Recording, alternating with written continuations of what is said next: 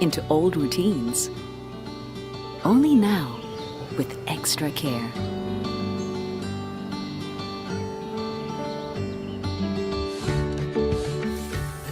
Let's do it for ourselves, for our loved ones, for everyone's safety. Hurry up, let's go. Let's go.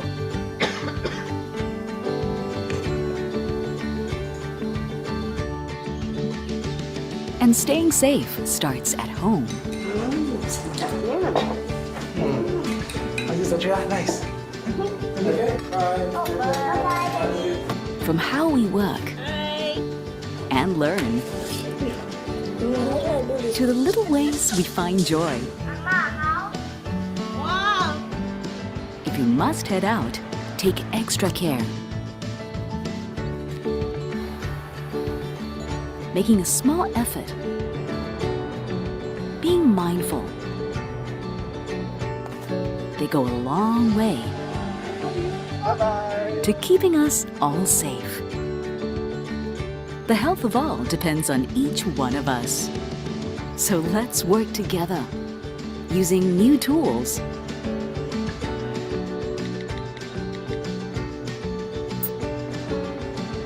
and keeping to our new habits to protect the people we love. At work, let's all be good team players. Hi, good morning. How are you?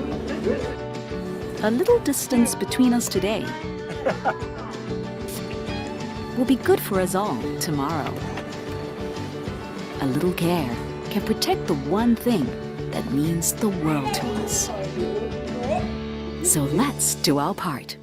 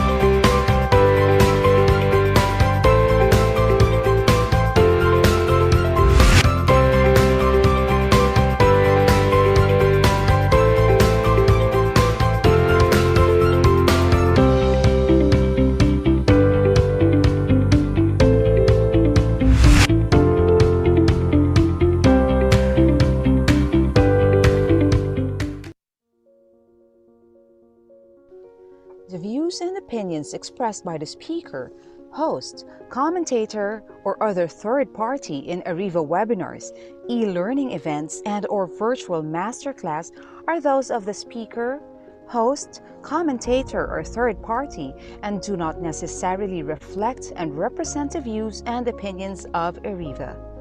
Furthermore, ARIVA does not warrant, express, or imply the merchantability and fitness for a particular purpose of any product information, service, or process presented by the speaker, host, commentator, or third party, and ARIVA specifically disclaims any legal liability or responsibility for the accuracy, completeness, or usefulness of any product information, service, or process presented. Finally, material or information presentation, opinion, process, or service by, on any trade name, trademark, manufacturer, or otherwise during ARIVA webinars, e-learning events, and/or virtual masterclass do not constitute or imply ARIVA's endorsement or recommendation of such opinion, process, service, item, or organization.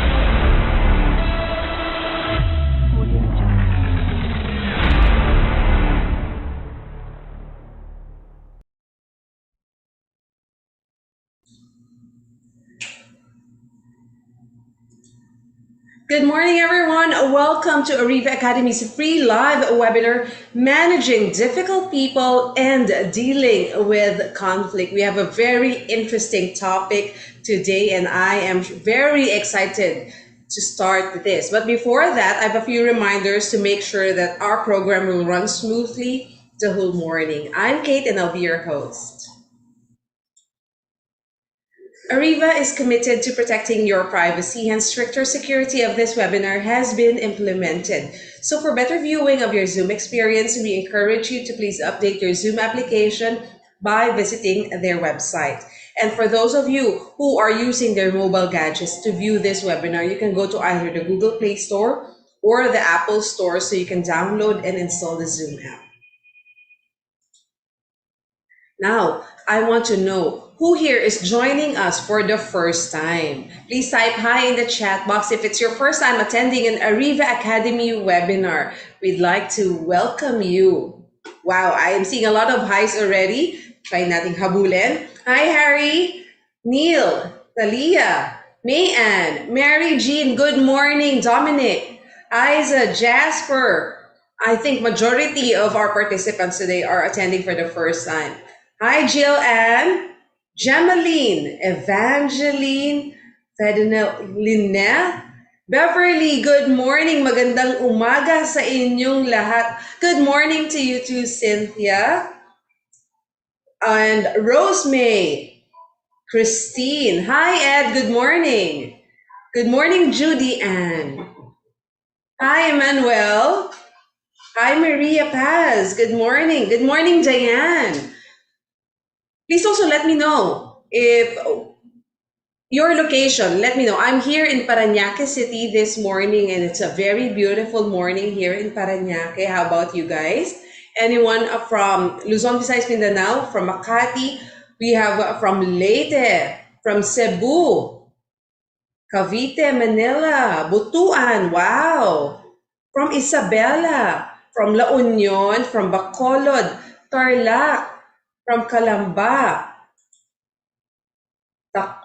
Batangas, also from Parañaque, hello, from Cagayan de Oro, Marikina, Iloilo, Bukidnon, Kamsur, Sarangani, Ifugao. Wow, I think we have participants coming from Luzon, Visayas, and Mindanao. Magandang umaga, Pilipinas. Now let's do an audio check. I want to make sure that once our speaker is on screen, you will be able to hear his discussion clearly. Please type 111 here in the chat box if you can hear me clearly. You can also type 222 if you can't hear anything, or 2121 if you can hear me but the sound is breaking up or I sound choppy. You can also type question mark if you don't understand what is happening, and we'll try to help you out. Okay, so far I am seeing 111s here in the chat box. That's good to know. Thank you so much for that. Later, we'll have a 5-minute break. I'll be announcing that something exciting will also happen during that break time. Now, participants' microphones will be temporarily disabled by our administrator during the discussion to avoid interruptions. But for those of you who might have questions, you can click the raise hand button during our Q&A, and then we'll allow you to unmute yourself and ask your question directly to our speaker. Or you can also type your questions here in the chat box, and we'll be reading them later. E-certificate of attendance will be awarded to participants who will successfully complete the entire virtual masterclass, and they'll be available 3 to 5 days after this e-learning session. Now, please help us build and improve our service with your relevant comments and feedback. Scan this QR code. We'll also be posting a link to this feedback form in the chat box later. Just fill that out at the end of our session and then send it back to us. That is proof of your attendance if we receive that. So you'll receive your certificate as well. There you go. So now I'm sure you're all eager to get to know our speaker. Let me introduce him. He is a fellow of Royal Institute of Management Singapore, a world-class multidisciplinary professional organization which recognizes excellence globally. He is a PRC accredited author and a speaker for the continuing professional development of the members of PICPA. He has 25 years of experience in the areas of leadership, training, and development, people management, sales, marketing, consultancy, public speaking, and teaching. He is also the TV host of the business talk show, The Business Portal on the Corporate World on Global News Network. So, ladies and gentlemen, let us welcome our speaker, the very dashing Mr. Howell Mabalot. Thank you so much, the ever-gorgeous Kate Palanya. Ayan, magandang umaga sa iyo at sa lahat ng participants natin. Good morning! Ayan, so nakikita ko we have 400 plus participants here sa Zoom. And where else can they watch us from, Ms. Kate? Here in Zoom, yes, they can see us here in Zoom. So I think we still have a lot of participants joining us. Nasa waiting room lang, waiting for us to let them in. So, okay, so the number will be growing. Ayan, so everybody who registered will be accommodated eventually. Ayan, okay. And for those who failed to register to make it to the deadline, they can also watch us via other social media platforms. We'll be announcing that later. But for now, in fact, I have shared on my Facebook platform, on my Facebook account, on my wall, the link to the FB Live of this webinar. Ayan. So, Miss Kate, how has life been since the early onset of the pandemic? How has it molded you or changed you in a way? It made me see things differently. It made me more grateful. Wow. That's one. And I found a lot of ways now to go through something. If I'm going through something, I now look at it in a positive way. Now I know something better is coming. Wow, I love that. Yung mga silver linings na yan. Yes. Ray of sunlight na yan. True. I always believe that life is our teacher, Ms. Kate. We have in class, in fact, have bad teachers, there were teachers, compassionate teachers, but in general, learning does not only happen within the four corners of every classroom, it happens in life. So I will always say that life is our teacher. Our greatest teacher, yes. In a world full of duality, night and day, happiness and sadness, gladness and loneliness, we learn something. And we have had a very harsh teacher in the name of the COVID-19. And the pandemic, yes. But regardless of how harsh the teacher was and the pandemic was, no matter how hard we learned from it, what's important is we learned from it. And I'm happy to know that you, Ms. Kate, you said that you see things differently now. You have a broader perspective. You have a positive approach to challenges in life. And for that alone, I believe that, yes, we have learned so much from the pandemic. There are beautiful things that only hardships can teach us. Indeed. Diba? Don't you agree, Ms. Kate? I agree with that. We are too sheltered if life has been served to us in a silver platter with all the joys that we require the world to make happy, then we will miss half of the learnings of life.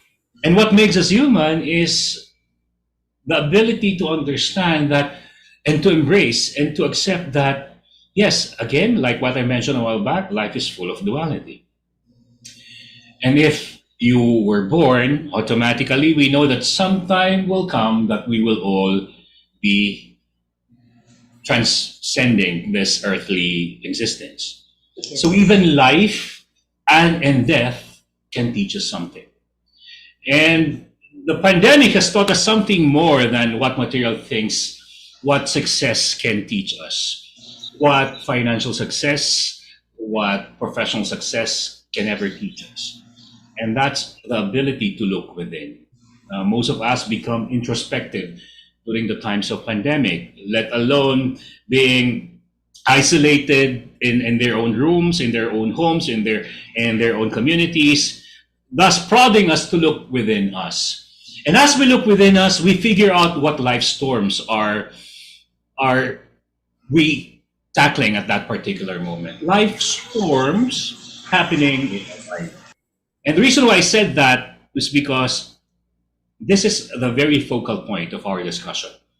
When we talk about managing difficult people and dealing with conflict. So when I say difficult people, minsan ibang tao, minsan tayo. Tama o mali? So for those of you who agree, I'd like you to type a thumbs up or say yes or I agree. So maraming salamat. No one is exempted. So let this conflict management and managing difficult people webinar be a platform for us all to introspect, to retrospect, not only to look back and to look within. Like what I always mention whenever I conduct workshops, we need to have a hindsight, a foresight, and an insight for us to figure out where we are right now, to be fully aware where we are right now emotionally, physically, well, spiritually, and even financially, even socially, by the way, because we're talking about interpersonal communication, which can be difficult at times. So if any of you here believes that you are not perfect, then this is a webinar for you. Everybody say acceptance is the first step to change. Sabay-sabay. Acceptance is the first step to change. People who are arrogant, close-minded, thinking too high of themselves, who believe that they are incorruptible, they can never commit mistakes, and that they believe that they're higher than thou, more righteous than thou, holier than thou. These people, regardless of how old they get, don't get to advance further when it comes to emotional development. But those who are humble enough to accept that I am not perfect, I may have some rough edges that need polishing, I may have said the wrong words, the wrong time, to the wrong person, or to the wrong people, or to the wrong team. Those with accountability, those who accept that that was a stupid mistake that I've committed, those people are highly probably going to become more mature eventually as compared to those who refuse to accept their weaknesses and accept that they have committed a mistake. Ownership is key to maturity. So moving on, the first objective of the day, let's understand the different personality types of people. Kilala mo ba yung sarili mo? If you don't really know who yourself are, who you truly are, then you will be prone to a lot of frustrations in life, pains in life, and sufferings in life. So understand who you are, what makes you tick and what takes you off. So when I say what makes you tick, what makes you perform like a clock, what makes you perform with passion and compassion, what makes you perform with excellence. On the other hand, what takes you off? When do you blurt out with those expletives? When are you triggered to speak bad words? When are the instances when you feel like hurting someone violently with the use of words and the tone of voice and your body language? Understand the self.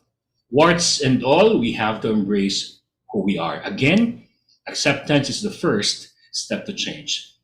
Secondly, let's recognize the stages of conflict and know how to address it. We'll be figuring out not only the 4 types of people, we'll also be talking about the 3 kinds of conflict, the 4 beliefs of immature people, the 2 kinds of conflict, namely, mamaya ko na lang sasabihin, no?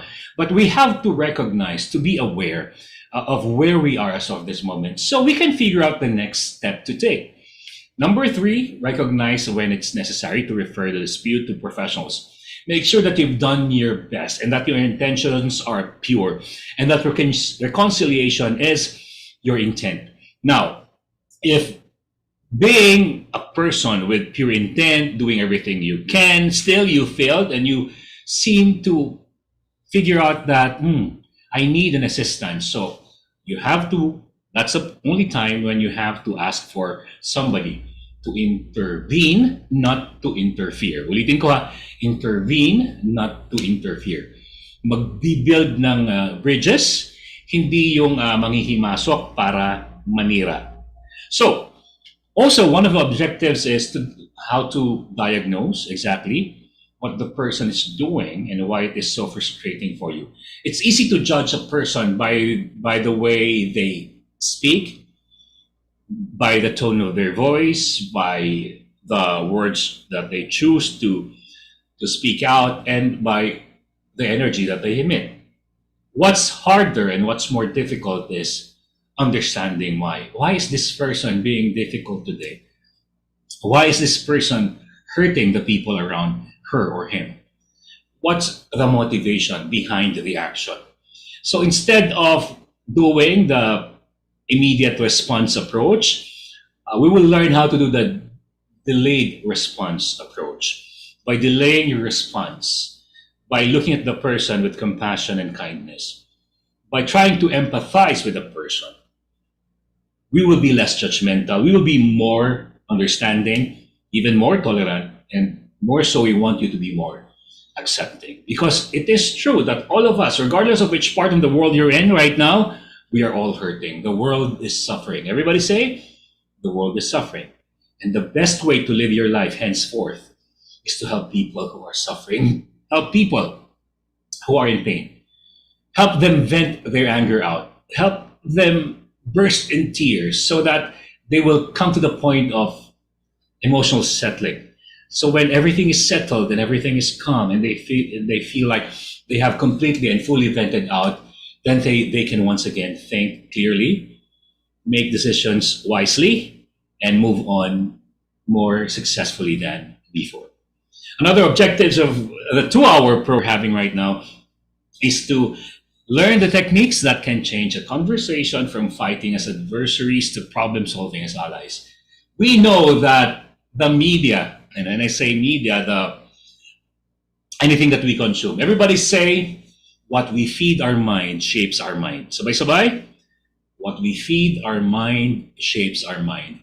If all you watch in the afternoon, in the evening, midnight, early in the morning, if you're binge watching, binging on dramas that resolve conflict in a violent way, such as kidnapping, slapping each other's face, plotting for a revenge, hurting and the other person, and worse, taking their life or killing them or murdering them. If that's what we feed our mind, it will shape our mind eventually. So the social media content that we consume eventually will influence us with how we think, what we say, and how we behave. Therefore, if you are a wise human being, if you want to live a less drama or non-drama kind of life, if you want to undrama your life, alisin na yung drama sa buhay mo, then be careful with what you feed your mind.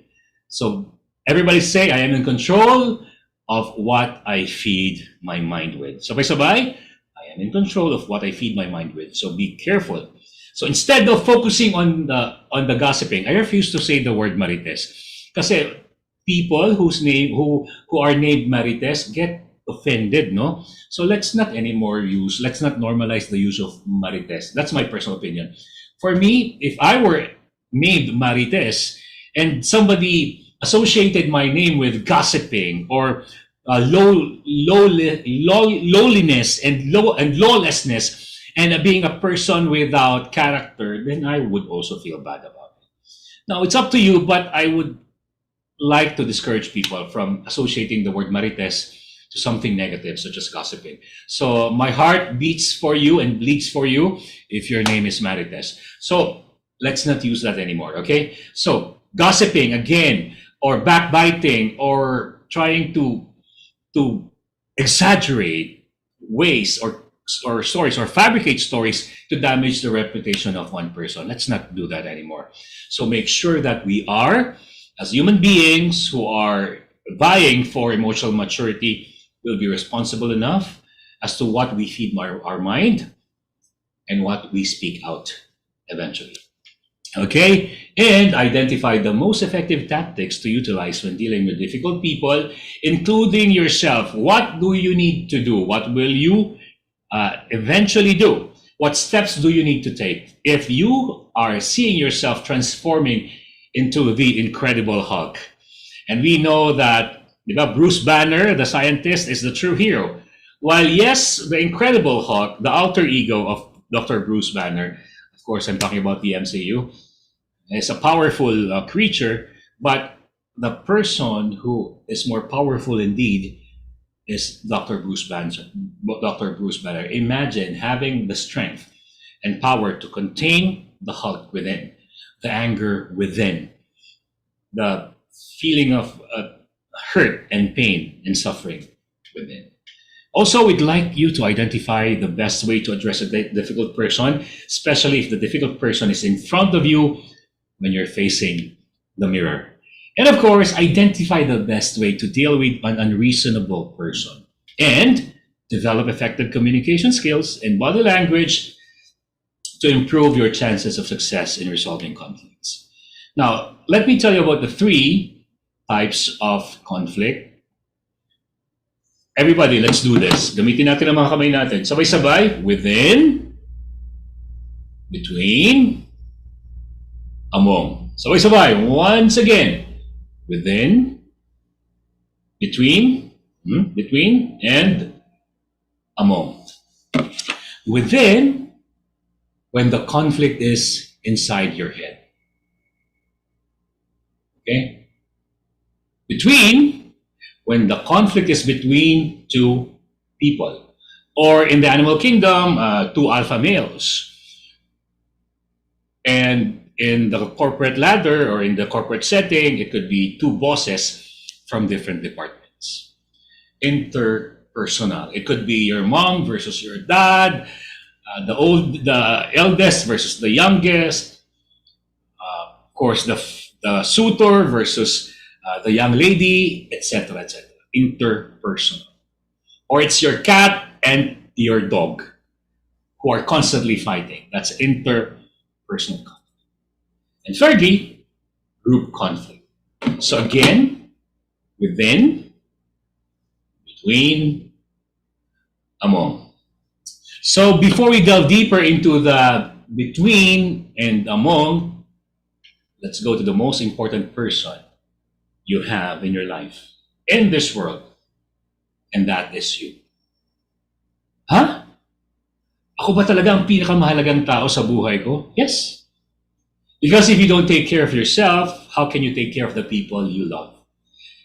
I'm sure a lot of you have, taken a plane, diba? Sumakay na tayo ng aeroplano from whether domestic flight or international flight. And one of the instructions of the beautiful flight attendants, beautiful and handsome flight attendants, is that in case of emergency, tapos pag bumagsak na yung oxygen, you as an adult have to put your oxygen first. Not your kid, not the toddler, not the baby. Sarili mo muna. And what's the logic behind that? And you might say, napaka-selfish naman. No, that's wise. Because if you, as a mom or a dad, can breathe again in case of turbulence during the flight, and as you breathe again, and as you breathe normally, you can eventually take care of your 2 other kids or your baby and make sure that you will protect them with your life. So the most important person in your life is definitely the self. I know a lot of people, moms whose intentions, their intentions are to be good moms, good dads, good providers, and yet because they were never able to fully take care of themselves, they lash out at the people they love. Because there's inner conflict, there's life storm within them, everything is chaotic in their mind, so they hurt the very people that they love. Because they were never able to fully and successfully and carefully and gently take care of the self. Because they're too focused on taking care of the people around them, they neglected their own emotional health, their own emotional wellness. Therefore, they end up hurting the very people they love. You may be a good father. You may have good intentions as a child, as a student, as a subordinate, or as a boss. But if you don't take care of yourself, you will end up hurting the very people who work for you, who are loyal to you, who are invested in you, who believe in you, and who are waiting for you to love them back. Inner conflict. Inner conflict happens when there's internal misalignment with integrity, values, and ethics. Ito yung, to put it simply, borrowing a line from a rap song in the 1990s, gusto kong bumait pero di ko magawa. So there's a conflict. Your intention is to be kind, and yet your actions are, in fact, the opposite. You want to be kind, but you're harsh. You want to be respectful, but you're disrespectful. You want to be disciplined, but you are lousy, you are laid back, you are lax. And you want to be successful, but you constantly fail because you never have the stick-to-itness or the sense of commitment. So right now, let's identify our own mental storms. Type in your answer. For those of you who are here in the Zoom room, all 449 of you, if you can type in your inner conflict, yung gusto kong blank, pero blank. Type in your answer now, and Miss Kate will probably just read 5 to 10 inputs from all of you. And for those of you who are watching us from YouTube, from LinkedIn, and from Facebook, you may want to also type in your inner conflict. Gusto kong blank, pero blank. Ayan. Yung isa, gusto kong magselos, pero wala akong karapatan. Ay, nako, that is one huge inner conflict. Okay, so Miss Kate, do the honors of reading those witty inputs from our participants right now. Meron na ba? We have answers here already. I want to be happy, but I can't. Grabe, Gusto kong mag-ipon, pero di ko magawa. Ang saklap niyan. Gusto ko pumasa sa LET exam, pero di ko magawang mag-review. That's inner conflict, yes. Gusto ko ng peace of mind, pero overthinker ako. That's really difficult. Ayan. Gusto ko magpahinga, pero hindi pwede. Oh, ang dami, no? So those are just a few of the inner conflicts typed in by hundreds of our participants here in Zoom, and maybe 1,000 more sa YouTube, Facebook, and LinkedIn. Let me tell you, Answers talaga. diba ang dami? If you are, let me tell you this, if your mind is not peaceful, is not tranquil, is not calm, you will not be in control of your actions and the words you utter. I'm telling you this. Why? Because your intentions will be overpowered by an intense emotion. Yung gusto mong magtimpi pero sumisigaw ka na. Gusto mong umunawa pero ubos na ang pasensya mo. That's inner conflict. You want to be a good mom pero ang kulit ng anak mo ayaw mag-aral na mabuti.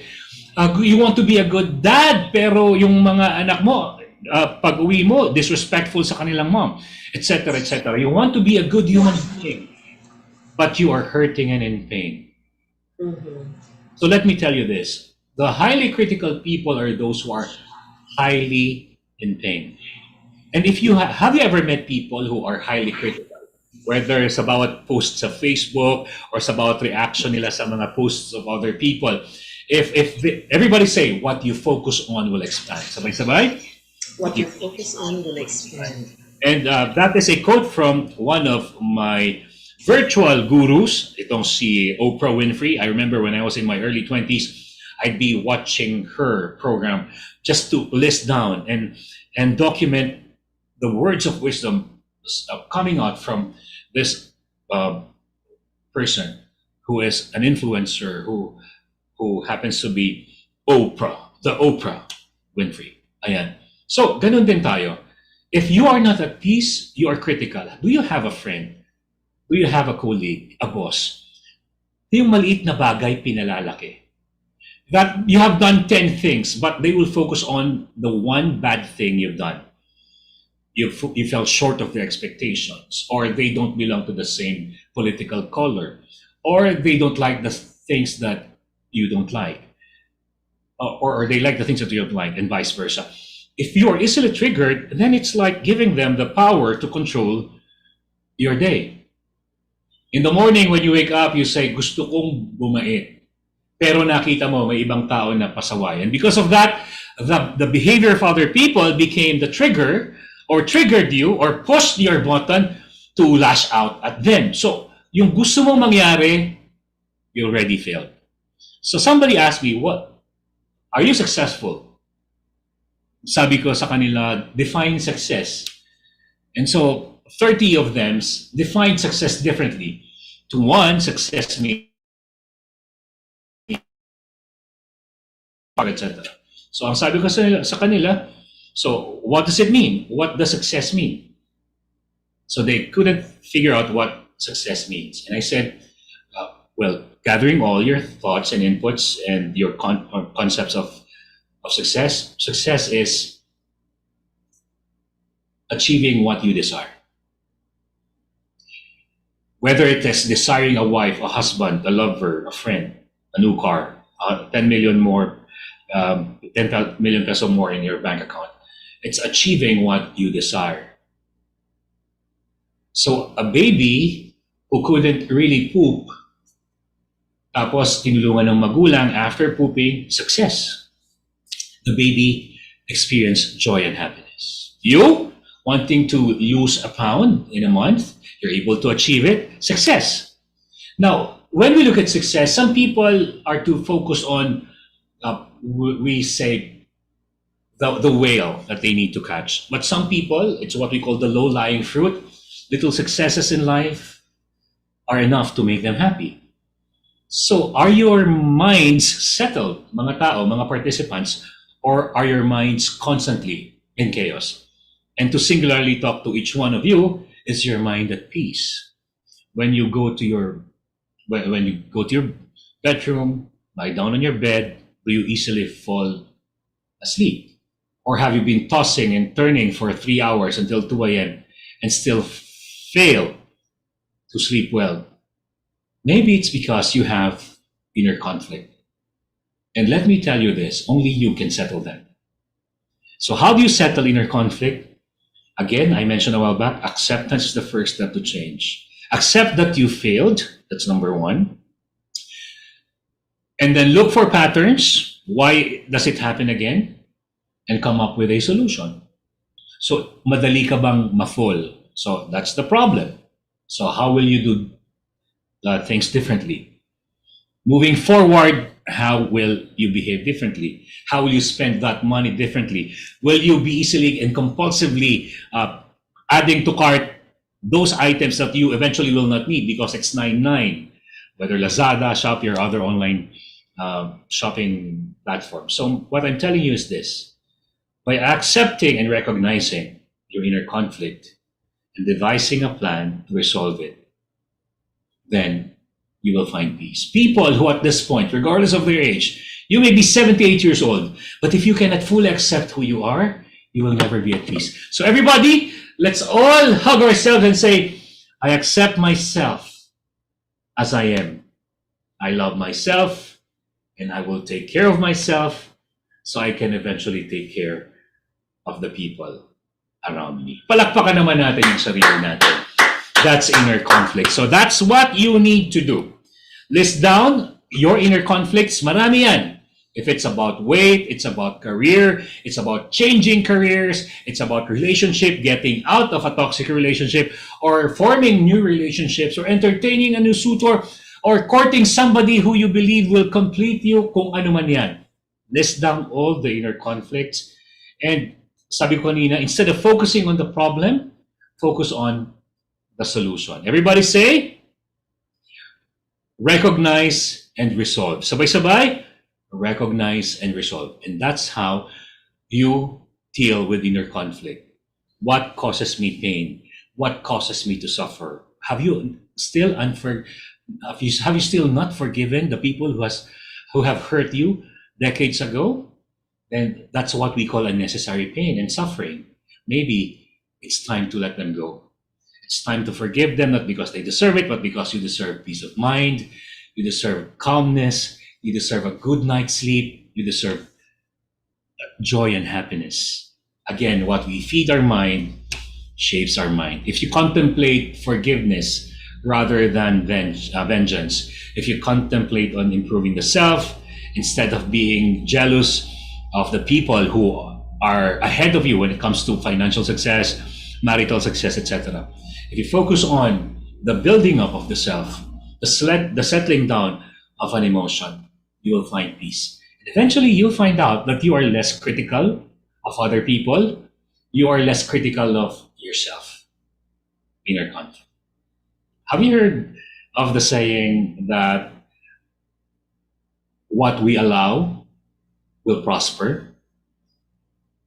What we allow will prosper. If you allow toxicity to dwell in your mind, then you will be intoxicated by darkness and pain and suffering. But if you only allow thoughts of resolution, resolving a problem, settling the mind, then it will prosper. You will create an internal climate, an inner world that is at peace, where you feel at ease and calm. And when you're at ease and calm, you are more compassionate, you are kinder as a human being, you are more tolerant, you are more loving, and more accepting. Palakpakan naman natin ang pagmamahal, pag-unawa, at pagtanggap sa sarili. Kung ano man yung ayaw mo sa sarili mo, figure out, can I change it? If I cannot, then fully embrace it and do something about it. The next conflict sabi natin, inner, no? Yung pangalawa, sabi natin, within. Punta naman tayo sa between. So bakit may conflict between people? Bakit may interpersonal conflict? Sometimes you both want the same things. Mag-BFF since kindergarten, nung nag-high school na, itong two pretty ladies nagka-crush sa iisang lalaki. Ayan na. And then they eventually hated each other. They threw out the window their precious friendship. Why? Because they engaged in a conflict. Why? Because they tried to win the same teenage boy. And because of that, they wanted the same thing, and only one could win the heart of that boy. They ended up hurting each other. Sayang ang friendship. Diba? Or you both hate the same thing. The boss said, okay, isa sa inyo, mag-overtime bukas kasi merong audit, kailangan malinis ang lobby at malinis ang ating department. So, between you, Gerald, and between you, Zina, who will, bahala kayo kung sinong, basta one of you should be reporting to work tomorrow to clean our office. So pag alis ng boss, ayan na. Best friends Gerald and Zina are fighting over who would be reporting to work on a weekend. Kasi both of them wanted to spend the weekend by the beach. But because they didn't want to do the same thing, and only one of them has to do it, then they would fight. O sa pamilya niya na lang. Kung may mga moms and dads dito, after dinner, ang sabi niyo, anak, o sige na, maghugas kayo ng plato. Ayan na, mag-aaway na si eldest at si youngest. Ikaw maghugas, ikaw yung eldest. No. You do the dishes kasi ikaw yung youngest. And you see, even fighting happens in our homes over dinner. Tama ba? So, if you want the same thing, or if you hate the same thing, there will be conflict. Next is value clashes. You are in a relationship. And then para sa'yo, attention is love, time is love. Pero para sa mister mo, no. Anong gusto mo? Magtitigan tayo dito hanggang mamatay? Hindi, mag-a-abroad ako. Ang sabi ni Mrs., pag nag-abroad ka, baka makakita ka doon ng mas sexy sa akin.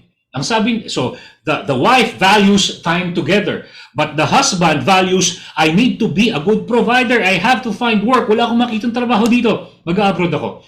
And because of that, marriage will fall into pieces. Or kung matuloy man, tamang hinala, maya't maya. Asan ka? Sinong kasama mo? So interpersonal conflict will be intoxicating. It will poison them eventually, and they will part ways not as friends, but as enemies. Imagine hating the very person you love the most. When you value things differently, you will clash. Another is religious clashes. And I should be adding here, political clashes. Magkaiba kayo ng sinusuportahan, magkaiba kayo ng paniniwala, dating magkaibigan, nag-block na, nag-unfriend na, and they became strangers. Sayang ang friendship. Kita niyo ba? Because we thought that the only way to resolve a conflict is to unfriend, is to fight them, is to convince them to join you over your side of the fence. And if not, then you will curse them, you will hate them, you will resent them. Kawawa naman.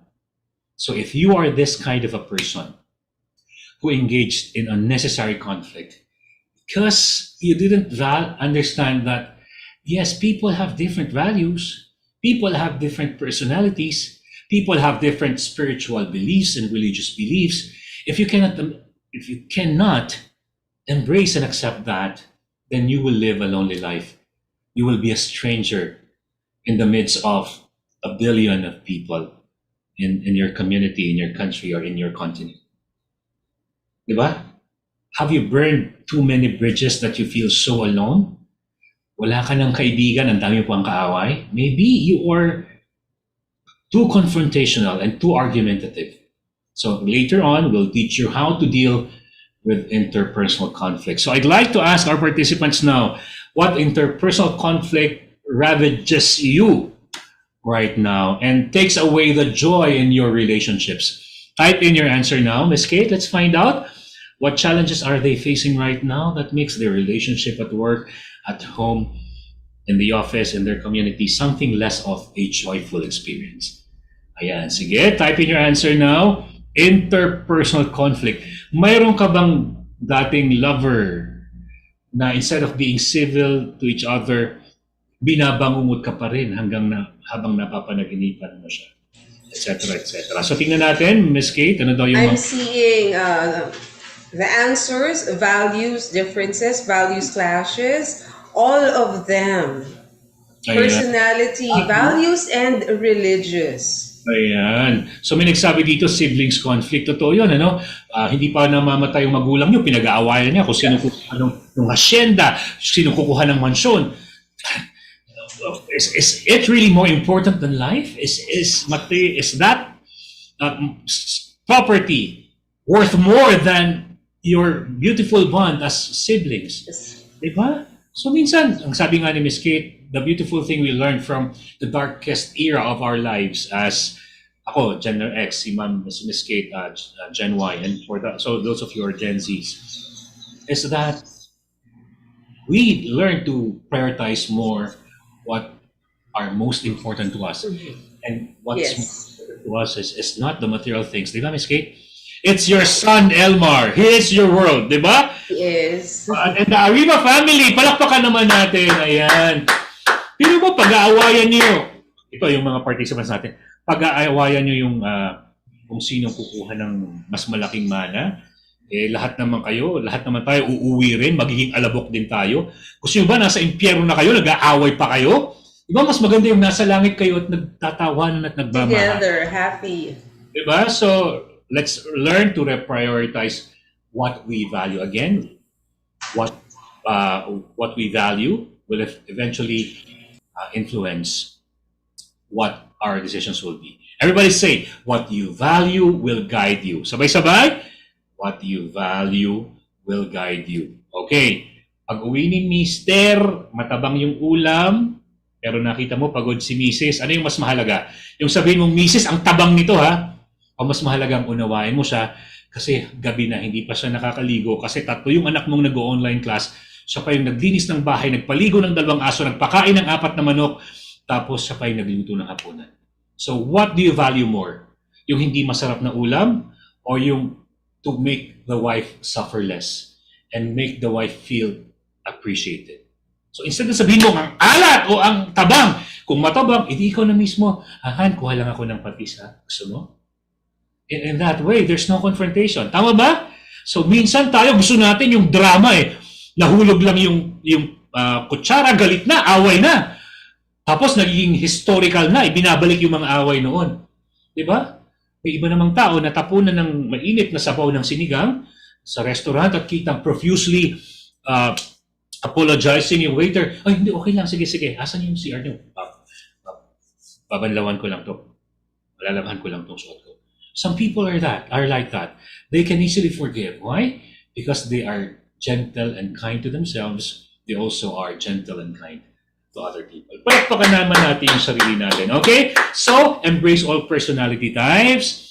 Embrace and honor their values, especially their religious beliefs.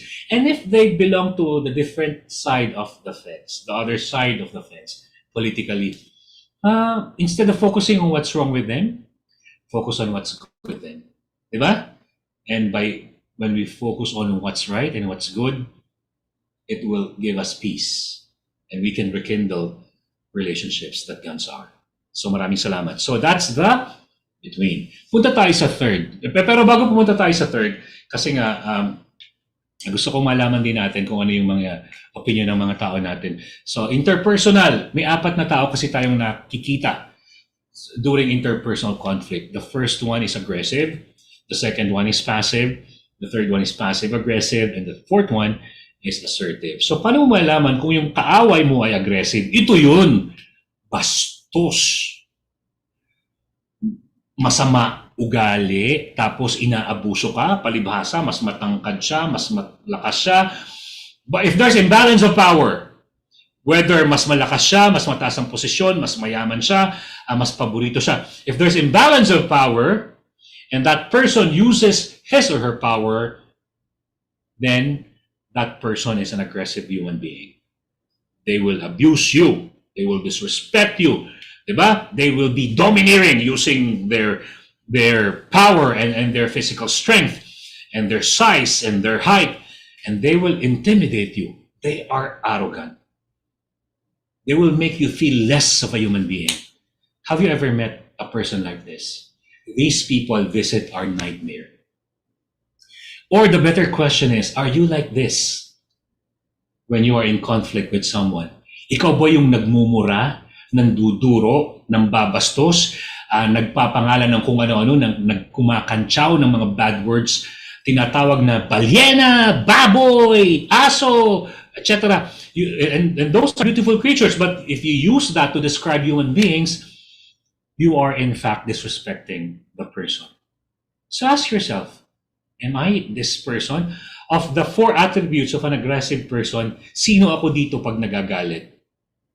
Everybody say, acceptance is the first step to change. Sabay-sabay? Acceptance is the first step to change. Magbago tayo. Diba? Ngayon, madali na lang ang buhay. Yung lahat ng minaltrato mo ngayon, baka bukas siya na yung nakaaangat. Gusto mo ba maltratuhin ka rin nila? Or pwedeng sa akala mo, ikaw na yung pinaka sa lahat, kinabukasan, patay ka na pala. Ano pang may pagmamalaki mo? So, bawasan natin ang yabang, bawasan yung angas, wag nating maliitin ang kapwa natin. Learn to respect the janitors, the maintenance crew, the security guard, the waiters and waitresses, the cashier. Learn to, the MMDA traffic enforcers, learn to respect them. Sasabihin mo, mababang uri ng nilalang. That alone is telling of what kind of a human being you are. You are a disrespectful, abusive, domineering, arrogant human being. And who will change you? It's not me. It's not your parents or the people around you. It is you. By accepting that you are aggressive and that you have hurt and caused so much suffering to the people around you, then it's time for us to say sorry, apologize, and do the necessary changes. Magbago tayo. I'm telling you this workshop will go to waste. I'm telling you, 100% this workshop will go to waste if you will refuse to acknowledge that something's wrong with you, refuse to accept that you need to change, and you refuse to take the necessary steps to change. Again, words of wisdom, magbago tayo. Okay? And yung mga tao namang ganito ugali, na minamaltrato tayo, inaabuso, I'll teach you how to deal with them later. And if they're too high in the echelon of the corporate ladder and the world we call the workplace, and in your path as a career freshman, Kung masyadong mataas sila and you will endanger your career at wala kang kakayahang baguhin sila, let's just take care of ourselves. And let's just pray. Pag-pray mo na lang siya kay Lord. Either Lord, wag naman, Lord, kunin mo na siya. Wag ganun. Lord, either you change the way they treat us, being their subordinates, or strengthen my resolve so I can weather the storm, which happens to be my boss. Okay? Next, the passive angry person. Minsan kapag passive person in a conflict, ito yung tameme. Hindi nila kayang depensahan yung sarili nila. Hindi sila makapagsalita. At dahil doon, kapag sarado na yung pinto, nagwo-walling sila. Ayaw nila ng conflict. So minsan, dahil dyan, sila yung naaabuso, no? Kasi hindi sumasagot, hindi nagpapaliwanag, hindi nagsasalita. So I'd like to know, have you met people like them? Or worse, are you this kind of a person? If you are this kind of a person, then most likely you feel like a doormat. Ano ba yung doormat? Yung basahan na o yung nakalagay sa labas ng pintuan, doon iniiwan yung sapatos, doon ipinapahid yung dumi ng sapatos, mga putik. You felt like a doormat. You felt like you are spineless. You felt like the world is mean to you. Kasi wala kang magawa. You felt powerless. And if you're this kind of a person, I pity you. My heart bleeds for you. But I hope that you will learn with this workshop as to how to be assertive. I'll teach you how to be assertive eventually. Okay? Do you know people are passive? Hindi porke passive, abusuhin mo na ha. At kung ikaw naman yung passive, minsan kasi pag yung passive sumabog, delikado rin. Yung taong walang kibo, pwedeng mapanakit yan to the point of being fatal. Totoo yan ha. And we know that in the US, God bless the souls of those kids who were victims of school shooting. And usually, the shooters were juvenile. Mga bata rin ito na tahimik, na hindi nagsasalita. Kawawa naman, pero sumabog. Huh? So, let's be more compassionate. When you see somebody defenseless, don't abuse them. Help them. Strengthen them. Speak for them. The third kind of person in conflict is the passive-aggressive. Akala mo mabait, pero mag-ingat ka. Nagpaplano yan ng masama. If you see the picture, they may be smiling at each other, but behind their backs are weapons of destruction. Isang hampas sa ulo, durugo ang buta. Diba? Isang saksak sa tagiliran, gripo ng dugo. So, two-faced na, mag-ingat tayo. In fact, this is the most dangerous friend. Yung akala mong kaibigan mo, yun pala, iniipon niya lahat ng sikreto mo at gagawin niyang sandata, weapon against you. Minsan nga, iti-twist pa niya, ifa-fabricate, i-change, i-exaggerate to make you look like the villain in her or his story. Mag-ingat po tayo sa mga taong mapagkunwari. Now, if you have been a victim of a passive-aggressive person, I understand you and I pity you and my heart bleeds for you. Naging victim na rin po ako ng taong akala ko kaibigan ko, hindi pala. But then, it's okay. Kasi we learn to be more careful. We learn to be wiser. We learn not to easily trust people, not because we lack that in us, that we are people who don't give trust to everyone. It's just that we're careful in trusting them fully. Yes, we respect them as human beings, but we are careful with our secrets. And if you have found a friend who will keep your secrets and take them to their grave, you are the luckiest person on earth. You are the most blessed person on earth. If you can find someone, lahat ng sama ng loob mo, galit mo, baho mo, sikreto mo na ikukwento mo sa kanya, at lahat yon safely tucked in his or her heart, hanggang kamatayan, you have found a gem in your life. And if you would want to be a precious friend, be that kind of a person who will not use the secrets of other person against them just because you are no longer in good terms with them. So, what will you do if you have a falling apart, if you have a growing apart, kung hindi mo na kaibigan, yung dati mong kaibigan, remember that there was once a period in your life where he or she brought happiness to you. And for that reason alone, you will respect that person and keep his or her secrets with you. Be a gem in a world full of stones. Palakpakan naman natin yung ating mga sarili. Kasi itong passive-aggressive, masama ang plano nito. Usually, di ba? If you're watching the drama, yung mga tahimik na akala mo ang kaibigan, sila pala yung mga, di ba? Yung mga villains in a story. Di ba? The antagonists of a story. And they are the manipulative people who runs the story. Di ba? So turn to social media, etc. #Tulfo. Wala ba kayong magagawa? Si Tulfo meron. Ganyan. So be careful with passive-aggressive people. Be wise. Don't easily trust them. Yes, respect them as human beings, but don't trust them easily. Fourthly, ito yung gusto natin mangyari. If you are aggressive, I'd like you to be assertive. If you're passive, I'd like you to be assertive. If you are a passive-aggressive human being, I'd like you to, as well to be assertive. In conflict, the assertive person is, yes, disappointed, angry, but she is calm. She's still respectful. She's firm. She knows what she wants. She will demand for what she wants, but she will never yell at the cashier or at the boss or the manager or the waiter or the food attendant or the MMDA traffic enforcer or the maintenance crew or the security guard or the farmer, etc., etc., or the younger person or the subordinate. They are respectful. They are firm.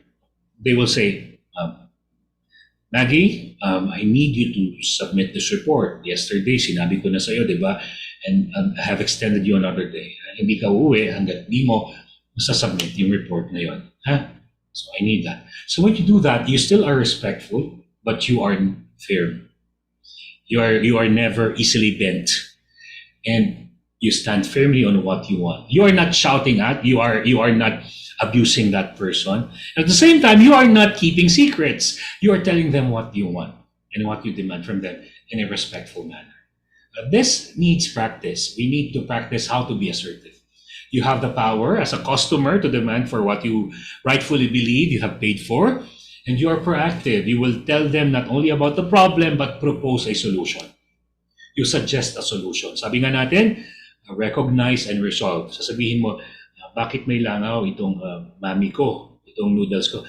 Sir, kasi po, special yan. Ganun ba? Ang extra special, ipis po. So, okay. So, kidding aside, instead of saying, will you please change this food, this plate? Because I can never consume a plate contaminated by a bug or an insect. So when you do that, you're empowered to demand what you believe is rightfully yours, or you're dignified, you're calm. And usually, itong mga taong to, if you behave this way, or if you have encountered people like this, not only are they well-loved, we think of them as people who are well-educated, well-mannered, and raised by their parents properly.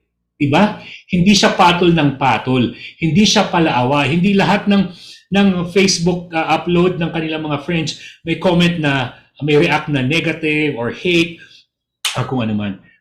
Instead, these people are generally quiet. How do you know if a person is dignified and calm? Kapag may umeeksena, hindi na papatulan. For example, it's a political or issue sa showbiz or economics. You see some friends comment on everything, but you have a friend who never commented anything at all. Why? Kasi isipin nila, what's the use? Why will I spend my energy on that? Will my reaction better the situation? So they are wiser, they are deeper in their thoughts, and they are forward-looking. Nasabi ko sa inyo kanina, hindsight. They've learned from the past. Foresight, they know what will happen if they engage in a fight. And insight, they know how to take care of themselves and control their emotions. And if you're emotionally mature, then congratulations. If not, everybody say, I am a work in progress. Sabay-sabay, I am a work in progress. Palakpakan natin yung sarili natin. So let's do a survey right now. As of this moment, yes, sana all assertive, ano? Pero we're not here to judge you. As of this moment, when you engage in a conflict, what's your default response? Are you aggressive? Are you passive? Are you passive-aggressive? Or are you assertive? And then type in your answer now. sa Zoom chat room. Ayan, Miss Kate, please do the honors.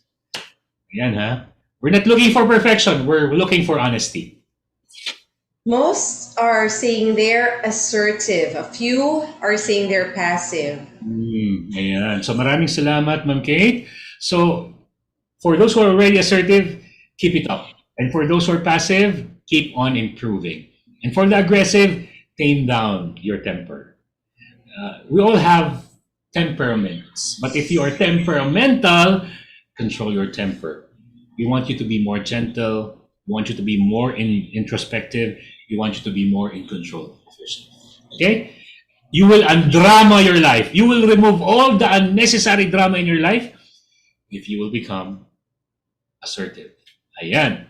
So let's also talk about the group conflict naman. So tapos na tayo sa, sabi natin kanina, within, between, and yung nakita natin sa between or interpersonal, merong 4 types of people we encounter in conflict. Now let's look at group conflict. So sa group conflict naman, pwedeng halimbawa, ito, so dahil among na to, ano? So it's a group of people, rosas versus pula. Tama o mali? A certain religion versus another group of religious people. HR versus accounting, marketing versus accounting, audit versus sales, etc., etc. Dahil dyan, magkaibigan naman kayo personally, pero dahil magkaiba kayo ng departamento, ayan, pag nasa office kayo, marketing siya, auditor ka, lagot na. Magkaaway kayo sa opisina. Tama ba? So, ganun din. Hindi naman, wala kayong personal conflict, but since you belong to a certain family, and this clan is against this clan, Romeo and Juliet lang, ano? Parang ang peg nyo is Romeo and Juliet. You love each other. Wala kayong conflict. Unfortunately, you belong to the warring clans or tribes or groups of people. Ayan na, the world is against you. Ayan, magiging telenovela na ang story. So, group conflict. So, how do you settle group conflict? It's largely managed by the decision makers. So, ang perpetrators nito could be, yes, the contributors, people, pero the real captain of the ships are the leaders of both departments. So, dapat mag-usap. Baka siguro kaya magkaaway yung mga tao, magkaaway yung mga boss nila. Tama ba?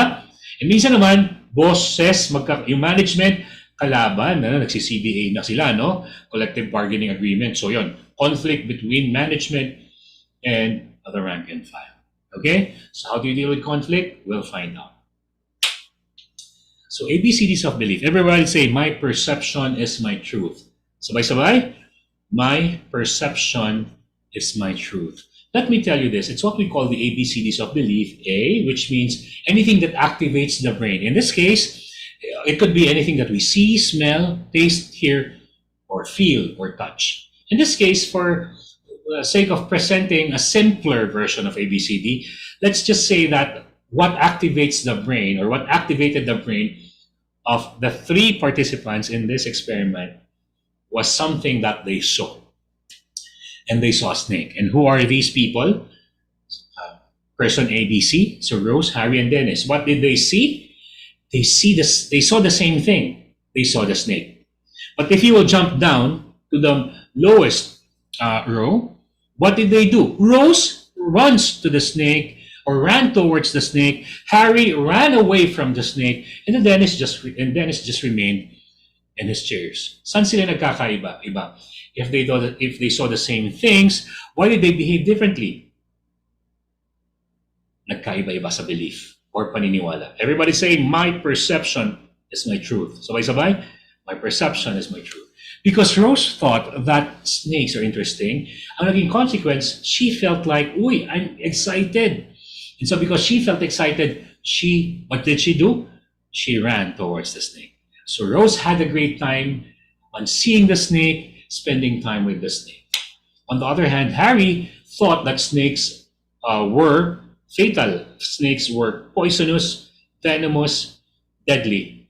Dahil doon, his life was on the line, he was fearful. And because he was afraid to preserve his life, he ran away from the snake. And thirdly, Dennis saw the snake, sabi niya, boring yung snake na yan. daming ahas dito. Inagawan nga ako ng girlfriend eh. So, ibang snake pala yung tinutukoy ni Dennis. But kidding aside, Dennis is familiar with and has been exposed to a lot of snakes. So, it has never triggered him at all. So, he stayed in his chair. So, what's the lesson here? You may all see the same thing, but the way we behave will be up to us. Everybody say, my perception will influence my action. Sabay-sabay. My perception will influence my action. And let's change the activator. Let's remove the snake. So let's just say it's your boss. Some, when they see their boss, they are excited. Some, when they see their boss, they're fearful. Some, when they see their boss, they are calm. When they see their teachers, if you are prepared for the exam, you're excited like Rose. If you didn't prepare for the exam, you didn't review that's the last 5 days for a periodic exam, then you will be fearful of the teacher's presence. And if you are used to seeing the teacher, then you will be calm. Same with your parents. When you see them, have they been mean to you? Have you done something wrong? Then you will be afraid of your parents. If not, you will be excited to see them because you've never seen them for a month. Kasi nagdo-dorm ka na. So when you see them, you're excited and you're having the time of your life. Or you may be Dennis. You feel nothing when you see your parents. Again, it's not what we see. It's how we see it. Sabay-sabay. It's not what we see. It's how we see it. So just a few days ago, I conducted a workshop for the PICPANs, or the Philippine Institute of Certified Public Accountants, and I asked them to fill in the blanks. And they said, and there's this one particular line, somebody said, life is beautiful. And you look at her face, she's happy. And somebody said, life is full of drama. And you look at her face, there's full of sadness. And life is a downhill trend. You see his frustration. Life is a blessing. You see somebody who's excited to live life. So we all live, but we live our lives differently. It's not what we see. It's how we see it. So how do you change your life? Change the way you see your parents, your old friend, your strange lover, your boss, the people around you, your kids.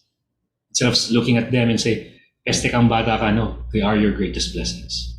Diba? So with that, palakpakan natin ang ating sarili. You are in charge of your mind. So you can improve your life by improving the way you see things. If you look at the problem and focus on the problem, you will be overwhelmingly drowning in problems and frustrations and suffering.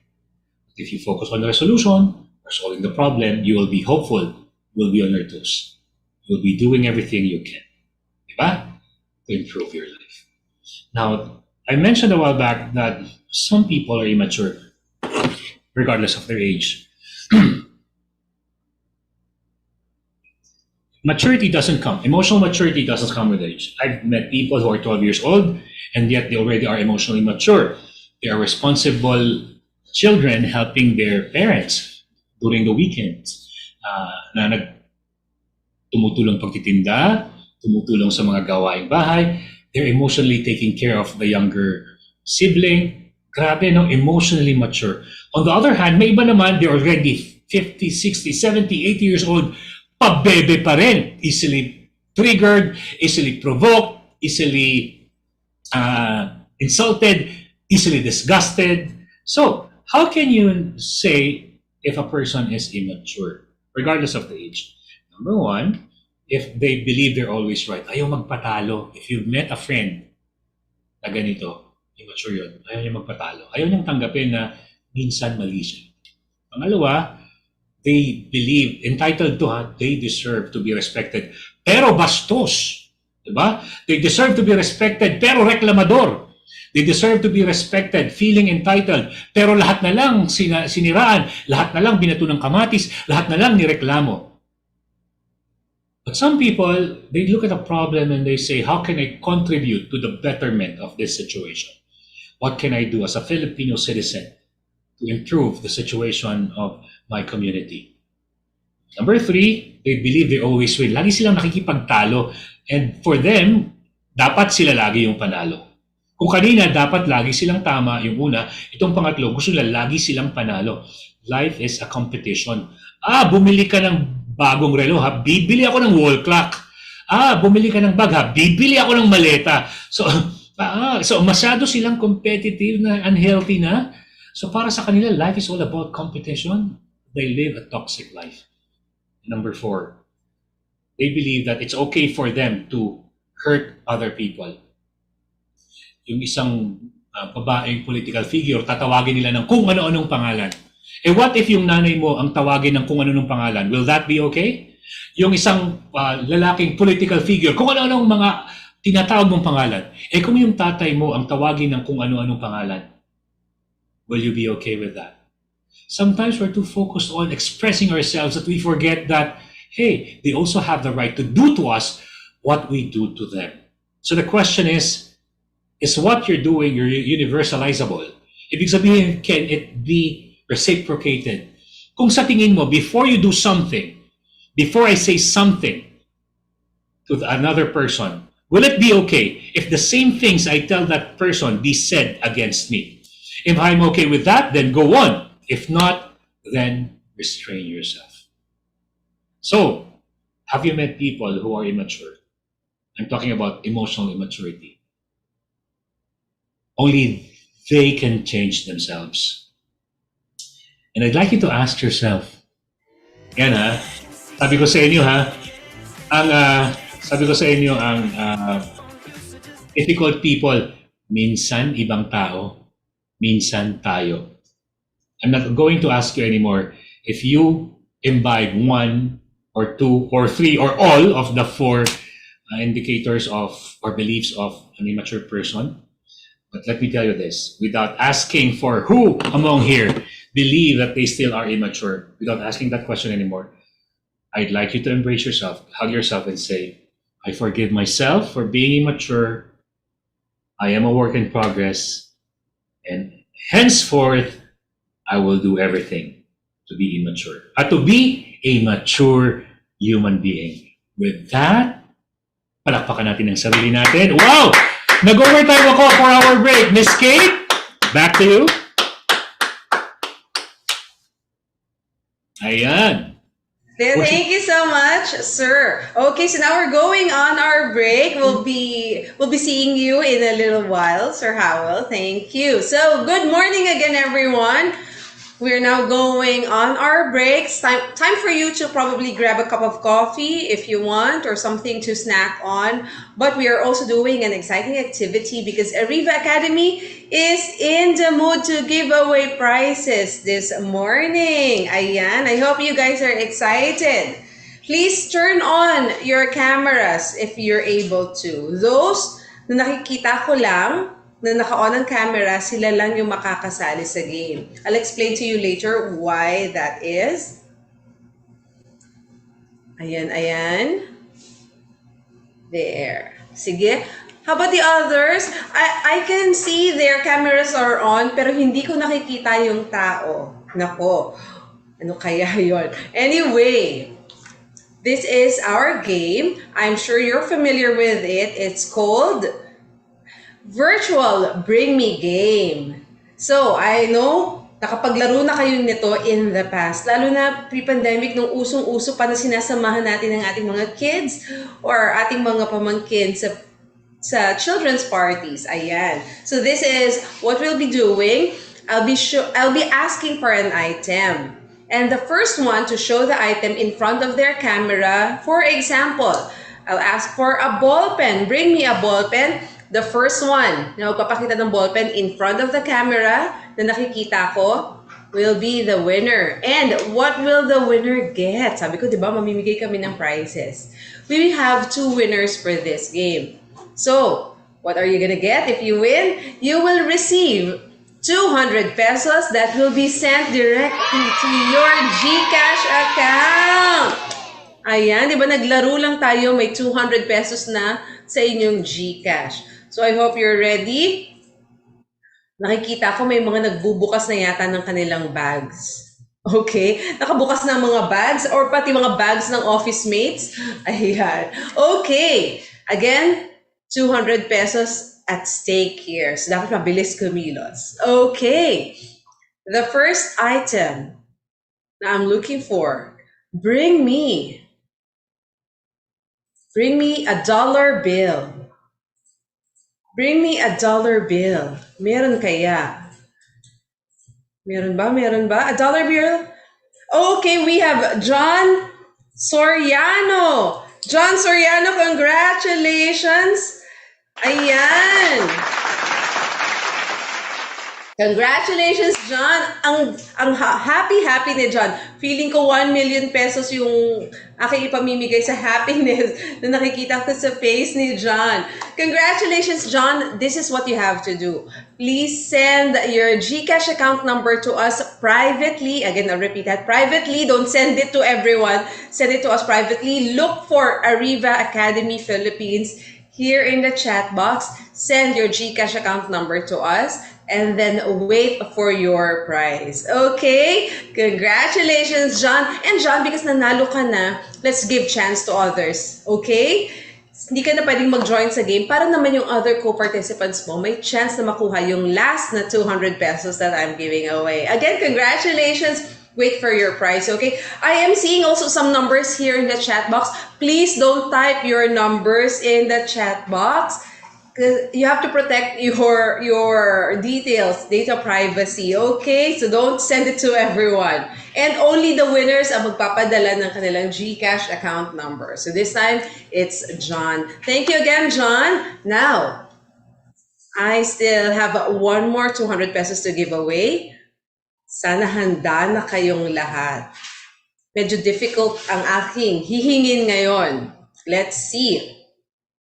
Bring me a wall clock. Wall clock. Sige, umakyat ng pader. Ang bilis, Maria Lee. Maria Lee, congratulations! And her wall clock is very colorful. Ang bilis ni Maria Lee. Congratulations, Maria Lee.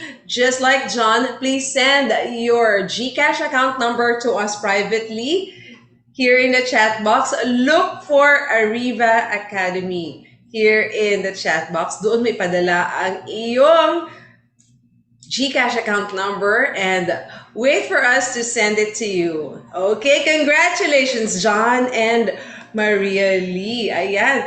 Ang bilis niya talaga. Nasa wall, ang bilis niyang tumayo at nakuha niya agad. Okay, congratulations. And to all of our other participants, thank you for joining. I hope you guys enjoyed that. Thank you. Now I'll move on with my other announcements.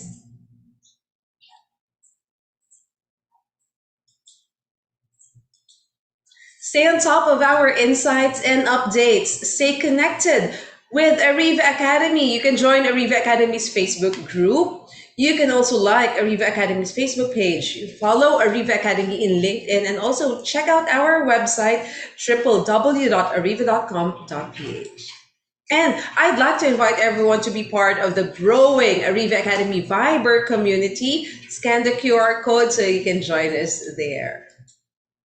And for those of you who might have missed the free live webinars that we had for the past 2 years and this live webinar that we're having right now, you can all catch them in our YouTube channels. Okay, subscribe to our YouTube channels, Arriva Academy and Arriva Talks. Ayan, ito yung sinasabi ko kaninang i-announce namin where you can watch the free live webinars. There you go. Now, I also would like to invite you to some of our upcoming learning events. Here are some of them. We have the digital marketing and selling strategies to ramp up your sales. That will be next week, September 14. Also on the same day, AI and automation for HR and OD professionals. September 15, DOLE Department Order 1A3, Provisions and Compliance. Same day, agile servant leadership in the modern workplace.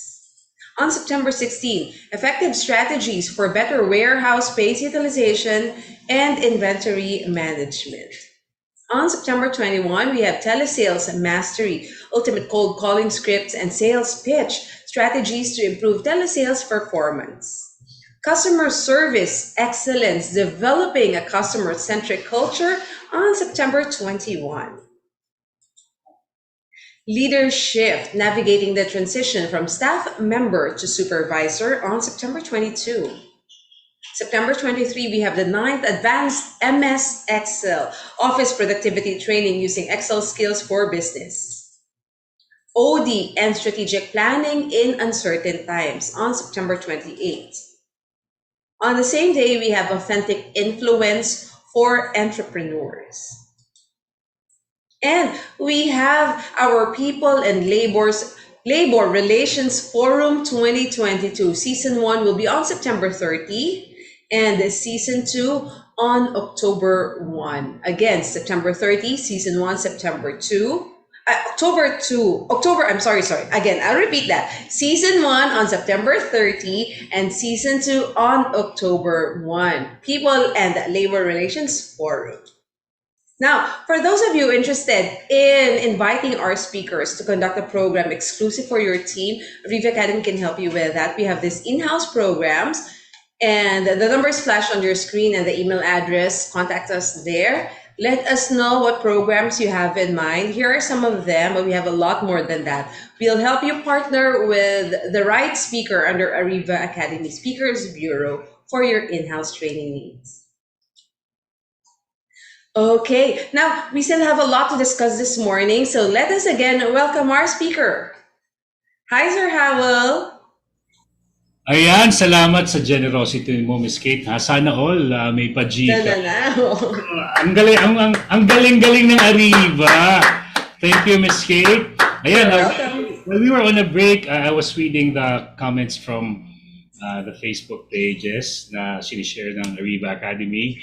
Sa live feed natin, ang daming masayang-masaya. So thank you. At dito rin sa chat box, I was catching up, reading back on what I've missed. So maraming salamat. So let's move forward now. We left off with 4 beliefs of an immature person. Tama ba, Miss Kate? Ayan. So ngayon naman, from 4 beliefs of immature people, punta na tayo sa kasunod. There still are 2 kinds of conflict. By the way, everybody, big hand for Miss Kate. Ayan. Always making sure that all participants are actively participating, fully engaged, are enjoying the moment and having the time of their lives. So maraming salamat. So ito yung dalawang uri ng conflict sa workplace natin. Ano? It's the first one is easier to resolve kasi it's open. And kasi it's, pag sinabing open or overt, so tanggap nyo, o kita nyo na, nagtatara yan, alam mo may conflict sila. O kita mo yung mama at papa mo, hindi nagkikibuan, at least we know that there is an open conflict. So at least, kung ikaw yung panganay and you're already emotionally mature enough to help out with the mom, kakausapin mo na si mommy, tapos kakausapin mo si daddy, eventually you will devise a plan to help them forgive each other. So, maganda yung open conflict. Sabi nga natin, acceptance is the first step to change. Sabay-sabay, acceptance is the first step to change. Yun yung maganda sa open conflict. Tanggap nila na may hindi sila pagkakaunawaan. Tanggap nila na may mali. Tanggap nila na hindi sila masaya. So, they can figure out to resolve. Sabi nga natin is to firstly recognize the problem or the conflict or the reason for such conflicts and resolve. Ang mahirap itong hidden. Ito yung mga nagpaplastikan. I have this meme I've heard and seen and watched and read many times over. Sabi ng meme, wala akong kaibigang plastic. Lahat kahoy. Marurupok. So, di ba, nakakatawa siya, pero totoo yun. Kapag plastic ka, hindi mo sinasabing may conflict kayo. So ito yung mga nagbabanding pero pag magkakahiwalay nagsisiraan. Ito yung magkakasama sa beach pero pag kanya-kanya na ng cabin, kanya-kanya ng kwento. Uy, may cellulite si ganito. Uy, parang tumaba si ganyan, nag-two-piece pa, etc. etc. So ito yung hidden and suppressed or covert conflict. May inggit. But when they are facing each other, they seem to be chummy and sweet and loving and accepting of each other, pero hindi pala. So ito yung tinatawag nating frenemy. Akala mo friend mo, no, enemy mo siya. Kasi wala siyang magandang plano sa'yo. Overt conflicts, hayag, alam natin na may problema sila, dahil alam natin, magagawa natin ang solusyon. Yung sinasabing, hindi, wala, we're okay, no, I don't have a crush on you. Ayun, so dahil doon, hindi mo tuloy ma-resolve. Kung sinabi mo up front, you know what, I'll take this chance. I know I will risk my own reputation. But I'd like to let you know that I like you. But when she says, I like you back.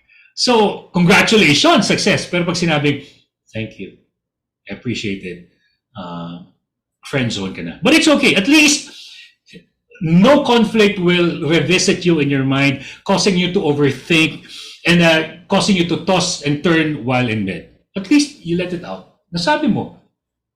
And then eventually, nagkita uli kayo. Aba, nagulat siya. Kasi mas attractive ka na. Kasi mas minahal mo na yung sarili mo. Inalagaan mo na yung sarili mo. Naliligo ka na. Deodorant ka na. At nag-treadmill ka na. Kumakain ka na ng gulay. Umiinom ka na ng tubig.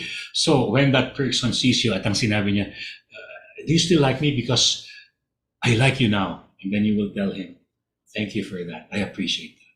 And then you walk out. So, hindi nakaranas, di ba? I'm just, making it fun and light and humorous. But the truth is, yes, if you let it out, it can be resolved. If not, it will remain in you.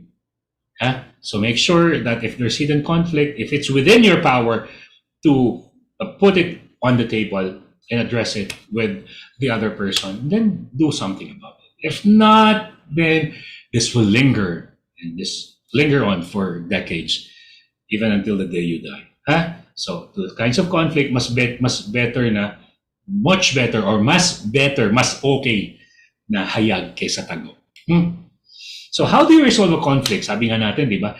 Sa mga drama-rama, in the afternoon, in the evening, di ba? Kidnapan, sigawan, tutukan ng baril, kidnap for ransom, away, sampalan, pudmuran sa sahig ng palengke, nagpupustahan, etc. Agawan ng asawa, kabitan, at kung ano-ano pa. Bakit ganyan ang ifinifeed sa atin ng media? And because we thought na the way to deal with conflict is magsigawan, magturuan, magtutukan ng baril, our kids think na ganun pala dapat. Kapag may conflict, away, sigaw, etc. And so we see some videos na akala natin nakakatawa, mga batang nagsasampalan, nagsasabunutan, di ba? We thought it's funny, pero eventually you'll see na, teka, this is something that's bad. It's bad not only for the Philippine culture, but for them as human beings as well. Na ang natututunan nila, the way to resolve a conflict is violence and disrespect and abuse of power. So ito how do you resolve conflicts without drama? Number one, everybody say, no way. Sabi ko sa inyo, yung mga tao, minsan gusto lang ng away, gumigising sila na, teka, napakatahimik sa office. Teka, makagawa nga ng conflict. Parang gusto kong gumawa ng eksena. Gusto kong mag-away yung dalawa. So, gagawa ka ng paraan. But there are some people na, regardless if they have been being prodded to, being triggered by, and their buttons are trying to be pushed hardly by the people around them, they never bother. They say, no hindi ko papatulan yan. Not in an arrogant manner, but in a wise, humble, and a deeply thought of action. Ano lang? Hinahamon ka. Uy, sabi ni ganito, ano ka daw, ganyan. No way. I remember I was driving 100 kilometers, yun yung maximum, no? Sa highway. Biglang may nag-cut sa akin. Hindi from the second lane, From the third lane, boom, gumanon, So exit niya. Iba pag umi-exit ka, dapat doon ka muna sa outer lane, eventually. Siya by exiting at the toll gate, dumiretso sa lane ko na parang magkasalpukan kami. Of course, sabi ko sa inyo, the immediate response was, her! Hahabulin ko siya. But then I told you, when you're a mature human being, you're guided by your hindsight, insight, and foresight. Titingnan mo, teka, naranasan mo before, nung napaaway ka, anong nangyari? Delikado. Insight, kaya ko bang Kontrolin yung sarili ko. Foresight. Kung ito ba ipopurso ko at ikakat ko rin siya, anong mangyayari? So, by having all sides simultaneously helping me with my delayed response approach, I said, na lang, total naman magbabayad rin siya ng toll. Tsaka baka nagmamadali, baka mapupupo na siya or baka may hinahabol na emergency. So instead of me taking offense with the disrespectful action of an irresponsible driver, hindi ako nag-harbor ng galit. No way.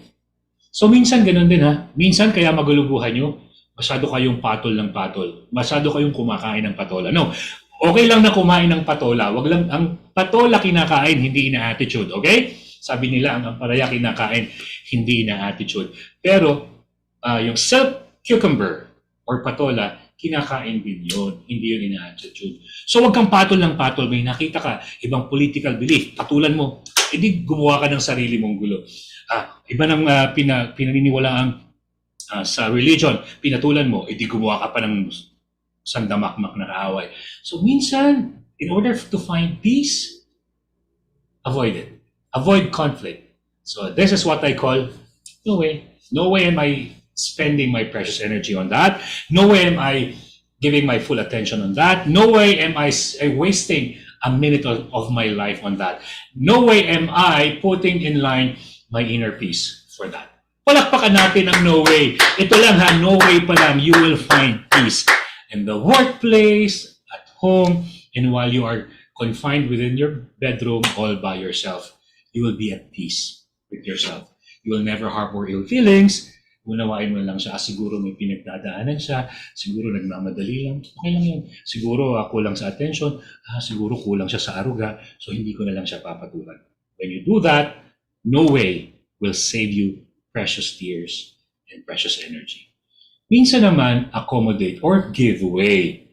Nauna kang sumakay sa bus, nakaupo ka ng maayos, pero nakita mo may matandang bagong sakay, nanginginig, may tungkod. Hindi, give way. Lolo, kayo na po ang maupo. Okay, is it your right to take that comfortable seat? Yes, but as a compassionate human being, is it right that you let that old man, lolo, lola, old person, lolo or lola, suffer?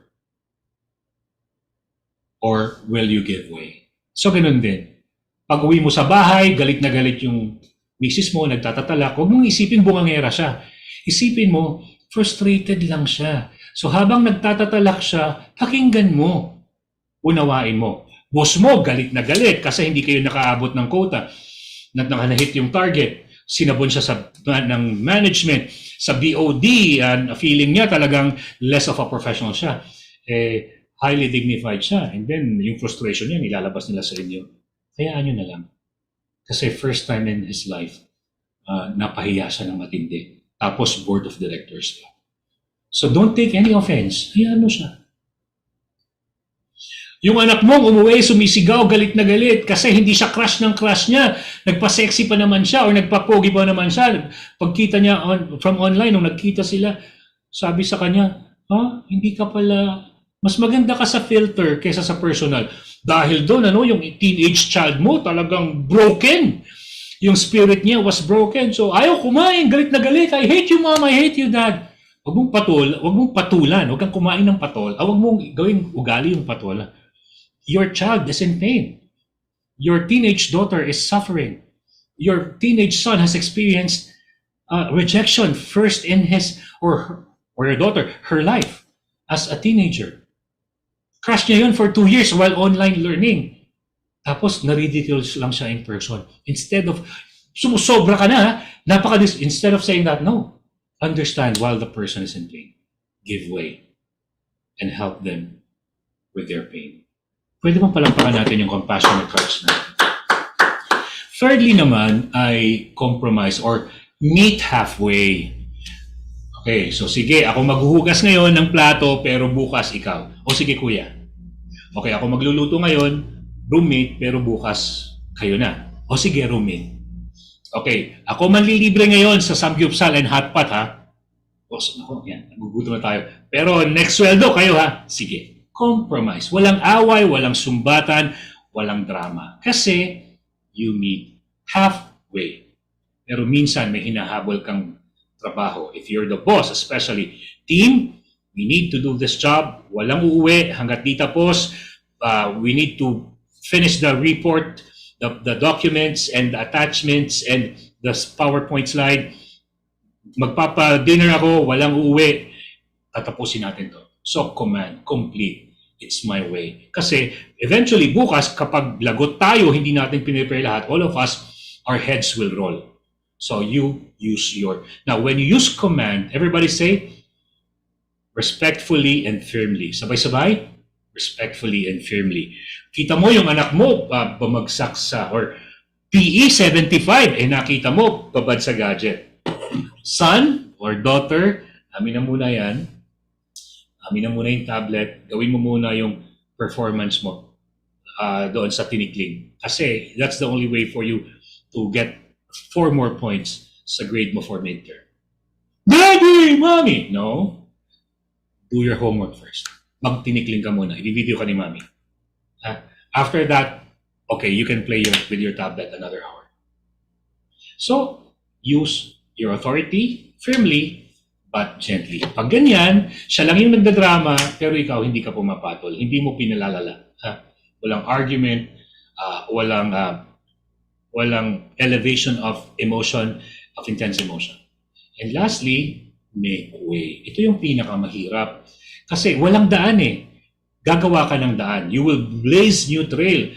Kumbaga, gagamit ka ng pison, yung papatagin mo yung daan. Kung meron kang bolo, alisin mo yung mga talahib, you will create a way. Kasi walang nakikita way. So, everybody say, labor together. Sabay-sabay, labor together. So, how do you labor together? Sabihin nyo, family, tumaas ang gasolina, tumaas ang bigas, tumaas ang asukal, walang bawang, mahal ang sibuyas. Anong itong gagawin natin? Maghigpit tayo ng sintron. Daddy, but I want to take the car. Kaya nga, all of us want to take our own cars. Pero, let's find a way. Para lahat tayo will make sure that we will make it through the crisis. So, labor together. So, whether it's at home or within your friendship, circle of friends, or within your team, how do you collaborate? So how do you manage differences when you collaborate? Number 1, ito yung house rule. So sabihin mo, lahat tayo magsasalita, pero isa-isa. We have 1 hour and there's 10 of us. Sige, I'll give each one of us 5 minutes to air out what they feel. And then in the last 10 minutes, we will come up with a resolution. Okay, so starting off with employee A, and then B, employee 1, 2, eventually, after lahat kayo makapagsalita, you will come up with a resolution. Second house rule, sasabihin mo sa kanila, we will look them in the eye. Huwag niyong babastusin, huwag kayong manlilisik, huwag kayong titingin-tingin kung saan. Respect them. Look them in the eye and in the eye. And accept their thoughts as valid. Sabi nga natin, their perception is their truth. Your perception is your truth. Magkakaiba kayo ng perception, so definitely magkakaiba kayo ng pananaw. But you will never discredit how they feel, on how they see things. Let them air it out, accept their perceptions. Eventually, we'll find out how to do with it and what to do with it. And then, every idea na sinadjust para makatipid sa budget, magkasya yung sweldo ni mama at ni papa, na makapagtuloy sa pag-aaral, o sige, isang car na lang, or magko-commute na lang, or hindi na masyadong mag-aasukal, or hindi na masyadong kakain sa labas, that could be your collaborative fruit of or resolution of a collaborative meeting. So, build on each other's ideas. Do not dismiss any idea. Baka si Bunso may magandang creative idea. O baka yung intern nyo sa grupo nyo, or the fresh person, fresh graduate and fresh kapapasa lang sa licensure exam, baka siya may idea from outside of the box you have been dwelling in. So let everyone be heard. Manage emotions. Sabihin nyo, walang mag-aaway walang mag-a-attack ng bawat isa. And kapag umiinit na yung talakayan, call for a break. Magpa-mukbang ka ng samgyupsal. Wow, no? Magpa-grill ka or magpa-ambers pansit palabo ka. Or kung kaya mo naman, Magpakape ka na lang at saka biskuit, parang lamay lang, ano. So whatever it is, call for a break. And then kapag nagsettle yung mga emotions, call them back, and then, sige, anong gagawin natin? Reach a final solution. What's your position? Kaya yung collaborative, which is to make way, mahirap ito. Pero sulit. It's worth it. Sit with your people, tell them to prepare in advance so that when they come to the collaborative meeting, everybody has a take on the problem as to how to address it. Okay po ba? This is true sa churches ninyo, sa organizations ninyo, sa communities ninyo, sa bahay ninyo, sa tahanan ninyo, at sa opisina ninyo. So, what will help? Let them vent.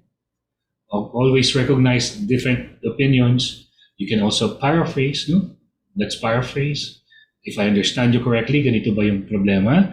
If I understand you correctly, Jenny, ang suggestion mo is mag-work from home 50%, but mostly pwede. Ang suggestion mo yun munang immunocompromised. Maganda yan. At saka yung mga buntis, okay, maganda yan. So let's ask the rest of the people in this table. Do you agree na yung una i-prioritize natin to work from home safely would be the immunocompromised and those who are pregnant? Sige. Oh. Okay. So majority wins. Sige. Give me a list of those who are immunocompromised and those who are pregnant in this company, and we'll assign them to work safely at home. Be respectful, ha? Pwedeng opposite kayo ng camp, politically, religiously, ethically, pero be respectful. Kasi pananaw niya yun. Ha? Huwag mong sabihin, mali ka doon. No, don't you attack the person. Attack the problem. Ha? So, remain calm, be defensive, and always say, thank you for your inputs, or thank you for your outlook, and thank you for your generosity. Thank you for that idea. Always thank them. Thank you for your feedback. Never be sarcastic. Huwag mo sabihin, wow! Ang galing! Grabe! Slow clap! When you do that, that's being sarcastic. It will create more conflict. Okay po ba? So just be polite, be respectful. And of course, sabi natin, recognize and resolve. So be a problem solver.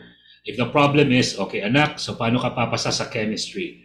Okay, wife, paano ka magkakaroon ng work-life alignment? Na kahit nasa bahay ka, hindi ka aligaga. Okay, boyfriend mo halimbawa, how can we remain to be trustworthy and trusting of each other and not compromise the way we communicate, even if we have a long-distance relationship. So, mag-usap kayo, ha?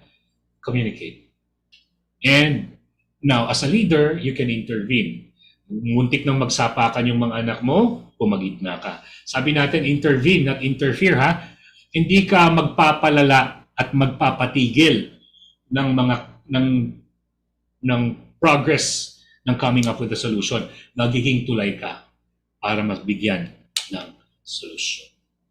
Alright? So right now, let us ask our people to type in their answer. Tatanungin natin, what problems do you have right now? And starting today, what style of conflict resolution will you do? Sulat natin, ha? Is it no way? So think of one person na nagbibigay ng toxicity sa brain mo. Pwedeng tinitrigger yung galit mo lagi. So, is it avoid or no way? Is it accommodate or give way? Unawain mo na lang. Diba?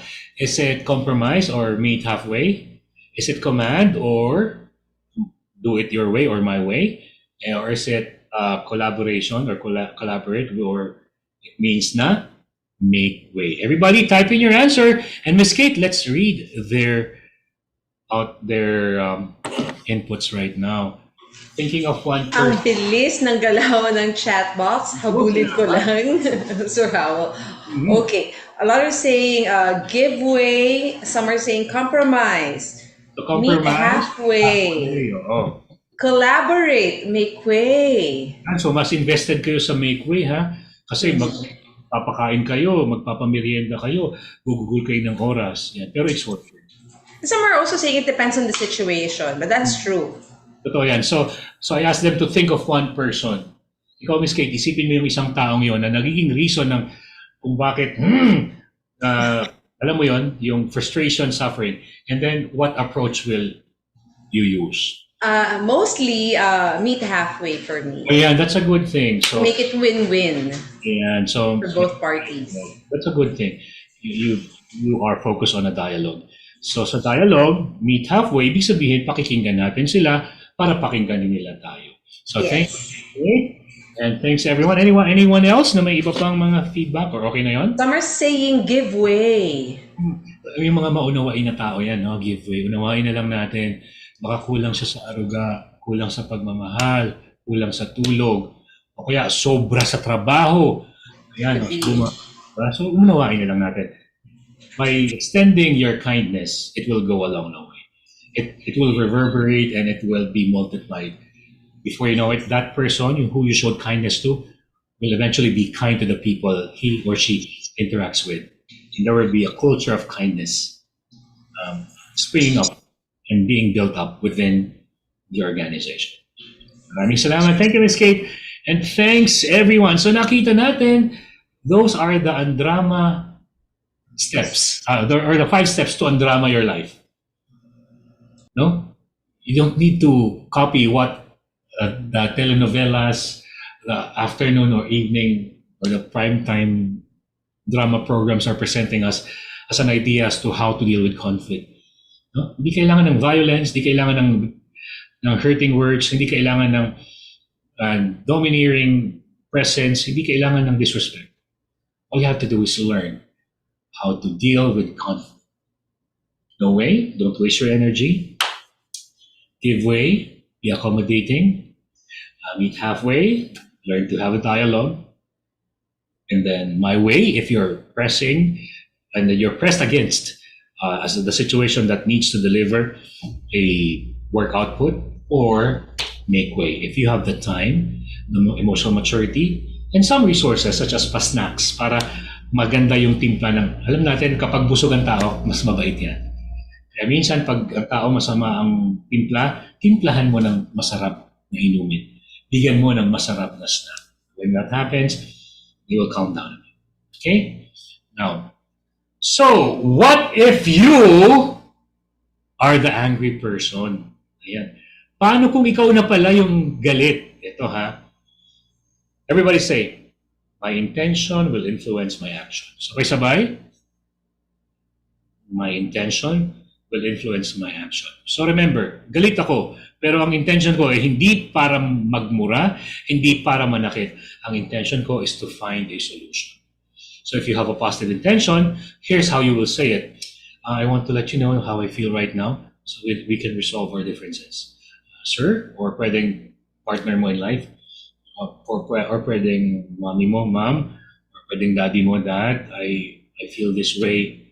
I felt hurt when you compared me to Uya or to Ate while we were having dinner. I'm going through a lot. I'm in an emotional turmoil. And then telling me that I perform less than my older siblings hurt me all the more. So when you do that, and I want us to be okay, and I want you to know that I've been hurt, and I don't like this kind of feeling. When you do that, your intention is good. Your intention is not to confront. Your intention is to resolve a conflict. So express your emotion. Are you irritated? Are you down? Are you infuriated? Are you angry? Are you annoyed? Do you feel disowned? Kung ano man yung emotion, specifically mention it to the person you're talking to. Sabi ko sa inyo, mom, dad, bosses, colleagues, friends, or your kids. Anak, pasensya na ha, pagod si daddy. Sorry talaga nasigawan ko kayo. That's the last thing I want to do, hurt you. Pasensya na, hindi ako nakapagtimpi. Pero sobrang gusto ko nang mag-give up sa trabaho, mga anak. Pagod na ako. So when you do that, you are giving your kids an opportunity to understand what you're going through so that they can help you. Ihahag ka nila, and then you will cry together, and they will be kinder to each other. Hindi na sila magkakos ng additional burden emotionally sa'yo. They will help you with your being a single father. They will help you with the household chores, etc., etc. So you will come up with a solution. So specify the intensity. Are you slightly or intensely affected? Tell them. And attack the problem, never the person. Never attack the person. Huwag mong sabihin, dahil sa'yo nasira ang buhay ko. Dahil sa'yo nagdurusa ako. Dahil sa'yo ang gulo ng buhay ko. Dahil sa'yo nasira ang pangarap ko. Don't accuse people of destroying your life. Because firstly, ikaw yung nagdesisyon. Ikaw yung nagdesisyon na tumigil pag-aaral. Ikaw yung desisyon na pumasok sa trabaho yun. It was your decision. It was your decision to get engaged in a relationship or break away from a toxic person. It was your decision. So never accuse the person for making your life miserable. Ang sabihin mo lang, I get angry when I come home and you are not doing what you have to do as the eldest of the siblings. I am upset with the fact na pag uwi ko, ako pa ang magluluto, sinabihan ko na kayo, ima-microwave nyo lang naman yung nasa freezer. Mga anak, I'm upset. Team, I'm upset. Team, I was infuriated by how we dealt with the client who pulled out his account from us worth 8.6 million pesos. So, you don't attack the person. Huh? Everybody say, attack the problem, not the person. Okay po ba? And with that, I sincerely hope that this free webinar will not only help you become a better human being, but it will help you give the people around you a beautiful time spent with you. So every moment spent with you is a moment of joy, love, kindness, compassion, and happiness. So with that, let's all read this by Theodore Roosevelt. 1, 2, 3. Far and away, the best prize that life offers is the chance to work hard at work worth doing. Work, no matter how hard it is worth doing if you are respected, if you are loved, if you're honored, and if people show compassion and kindness to you. So be the person to do that to the people surrounding you at home, in your places of worship, in your office, and in your community, and in our country as a Filipino. Mabuhay ang Pilipino. With that, congratulations everyone. Congratulations, everyone. Thank you so much, Sir Howell. Now we're opening the floor for questions. Baka meron sa kanilang may gustong itanong, i-clarify, or if they would like to share the aha moments, the learnings that they got this morning. Ayan. Maraming salamat, Miss Kate. We'll appreciate your takeaways. Ano yung favorite learning nyo today? Yes. And type nyo sa chat box. We're seeing a lot of thank yous here. There's one line, one statement, one quote. Oh, Sarah Jane is saying, attack the problem, not the person. Thank you, Ma'am Sarah. Another one, this time from, one moment, from Ira, be the bigger person. Galing. And then may nakita ko dyan about gems and stones. Parang ang bilis lang eh. Grabe, ang bilis, no? Medyo mahirap lang pong habulin ng chat box because it's moving so fast. Be a gem. Okay, I found it. From Sarah Jane, be a gem in a world full of stones. Grabe, nangingilabot ako. Ano? Palakpakan natin. Be a gem in a world full of stones. From Zarina, what we feed our mind shapes our mind. Ayan. This one is from Roxanne. She's saying that it's an eye-opener to me to remain calm at all times. Yes. Yan, maraming salamat. Another one from Maria Paz. Attack the problem, not the person. Wow. Ayan. And Jerome is saying, I think this is what he learned today, understanding everyone's point of view. Ayan. Totoo yan. Because their perception is their truth. From Mezzy, thank you, sir. Parang therapy session. Wow! Marami. Oh, really? And then somebody told me when I conducted the same workshop many years ago, sabi niya, para daw spiritual retreat yung ganitong session. Maraming Indeed. salamat. Yes, it's very refreshing to listen to you, Sir Howell, and learn. Listen to what you're sharing and being able to apply that. Mhm. Let me just check again. Yung nagsasabi Ah, bawal patol, ah. Totoo naman, no? Miserable tayo dahil patol tayo ng patol. Maraming salamat po. here's a question, Sir Howell, from Christian Amor. Paano pag ayaw nilang magsabi ng problema pag tinatanong mo? It's all about trust and respect. Hindsight, nung nakaraan ba, looking at your hindsight, looking in the past, how was your relationship with this person? Are you trustworthy? Are their emotions safe with you? Or was there a time when they tried to open up to you na paso sila? So if that's the case, win back their trust. And then start respecting what their thoughts are. Hindi yung, nagkukwento, ayan, ano ba yan? Pwede kasi ito. Ayan, hiwalayin mo na kasi yan. Paulit-ulit na lang yung problema mo. Di ba sabi ko na sa'yo, hiwalayin. When we become dismissive, they will not trust us again. So if if in any case, now the reason why they are not opening up is they've been hurt before. So win back. So heal the hurt, heal the pain, win back their trust, and then show them more respect. And tell them, assure them that their secrets is safe with you.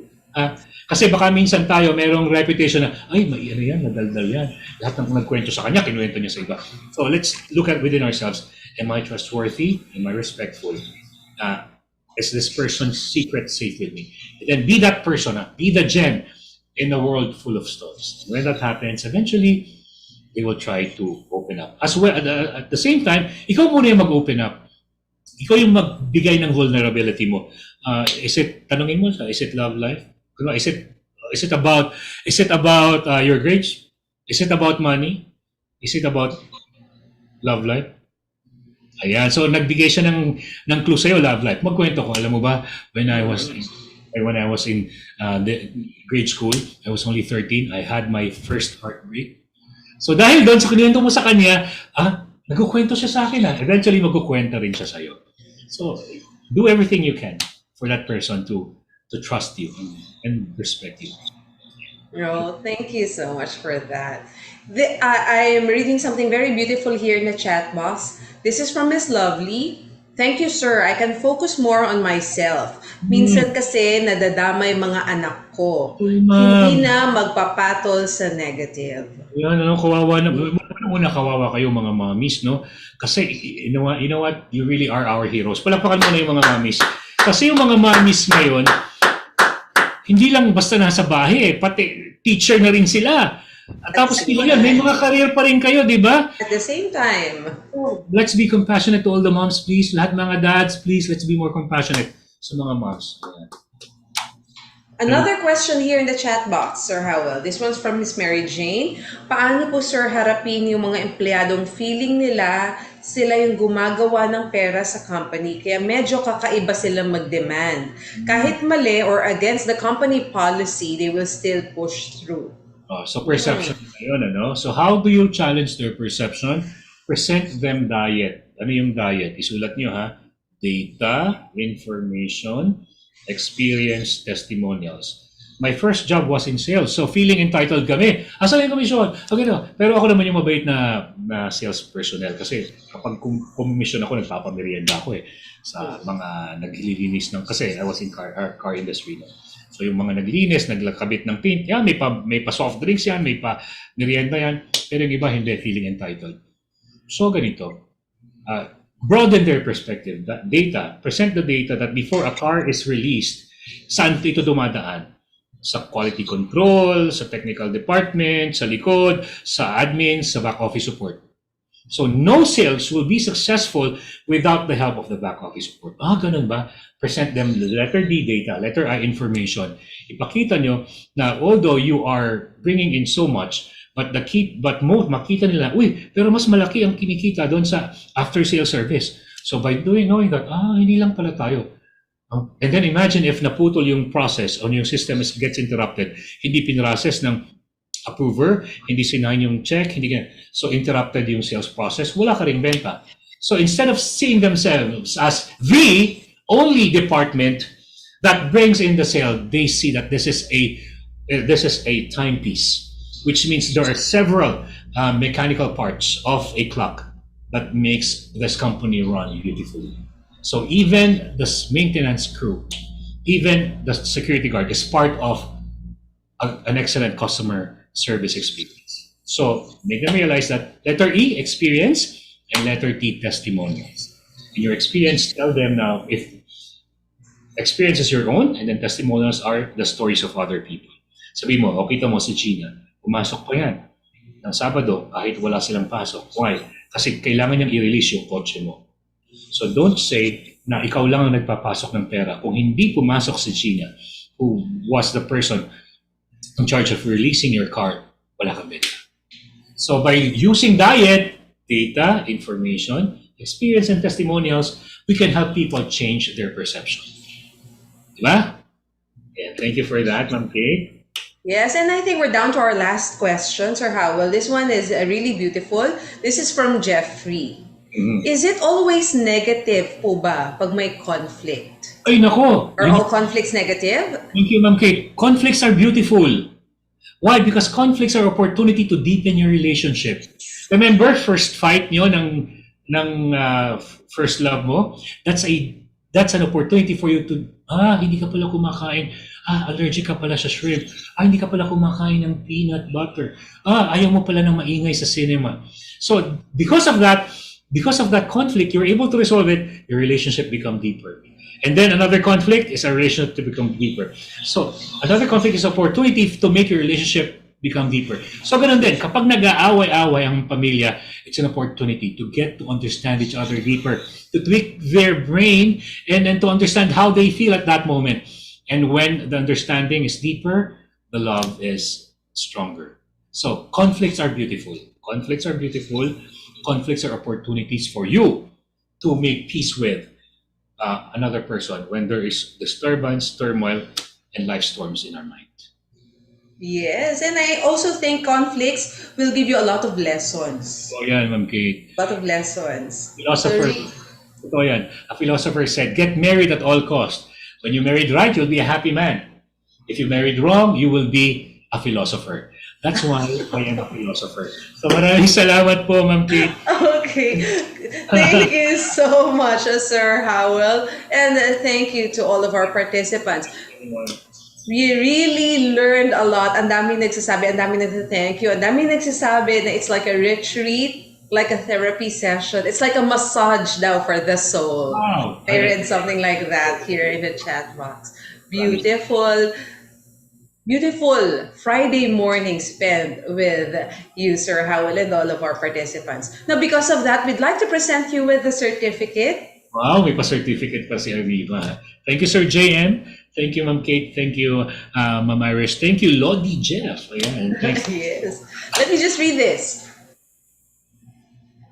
ARIVA Academy, learning development at its finest, gratefully presents the Certificate of Appreciation to Howell V. Mabalot for generously sharing his professional expertise, invaluable knowledge, and wisdom to the delegates of managing difficult people and dealing with conflict, held on September 9, 2022 via Zoom platform.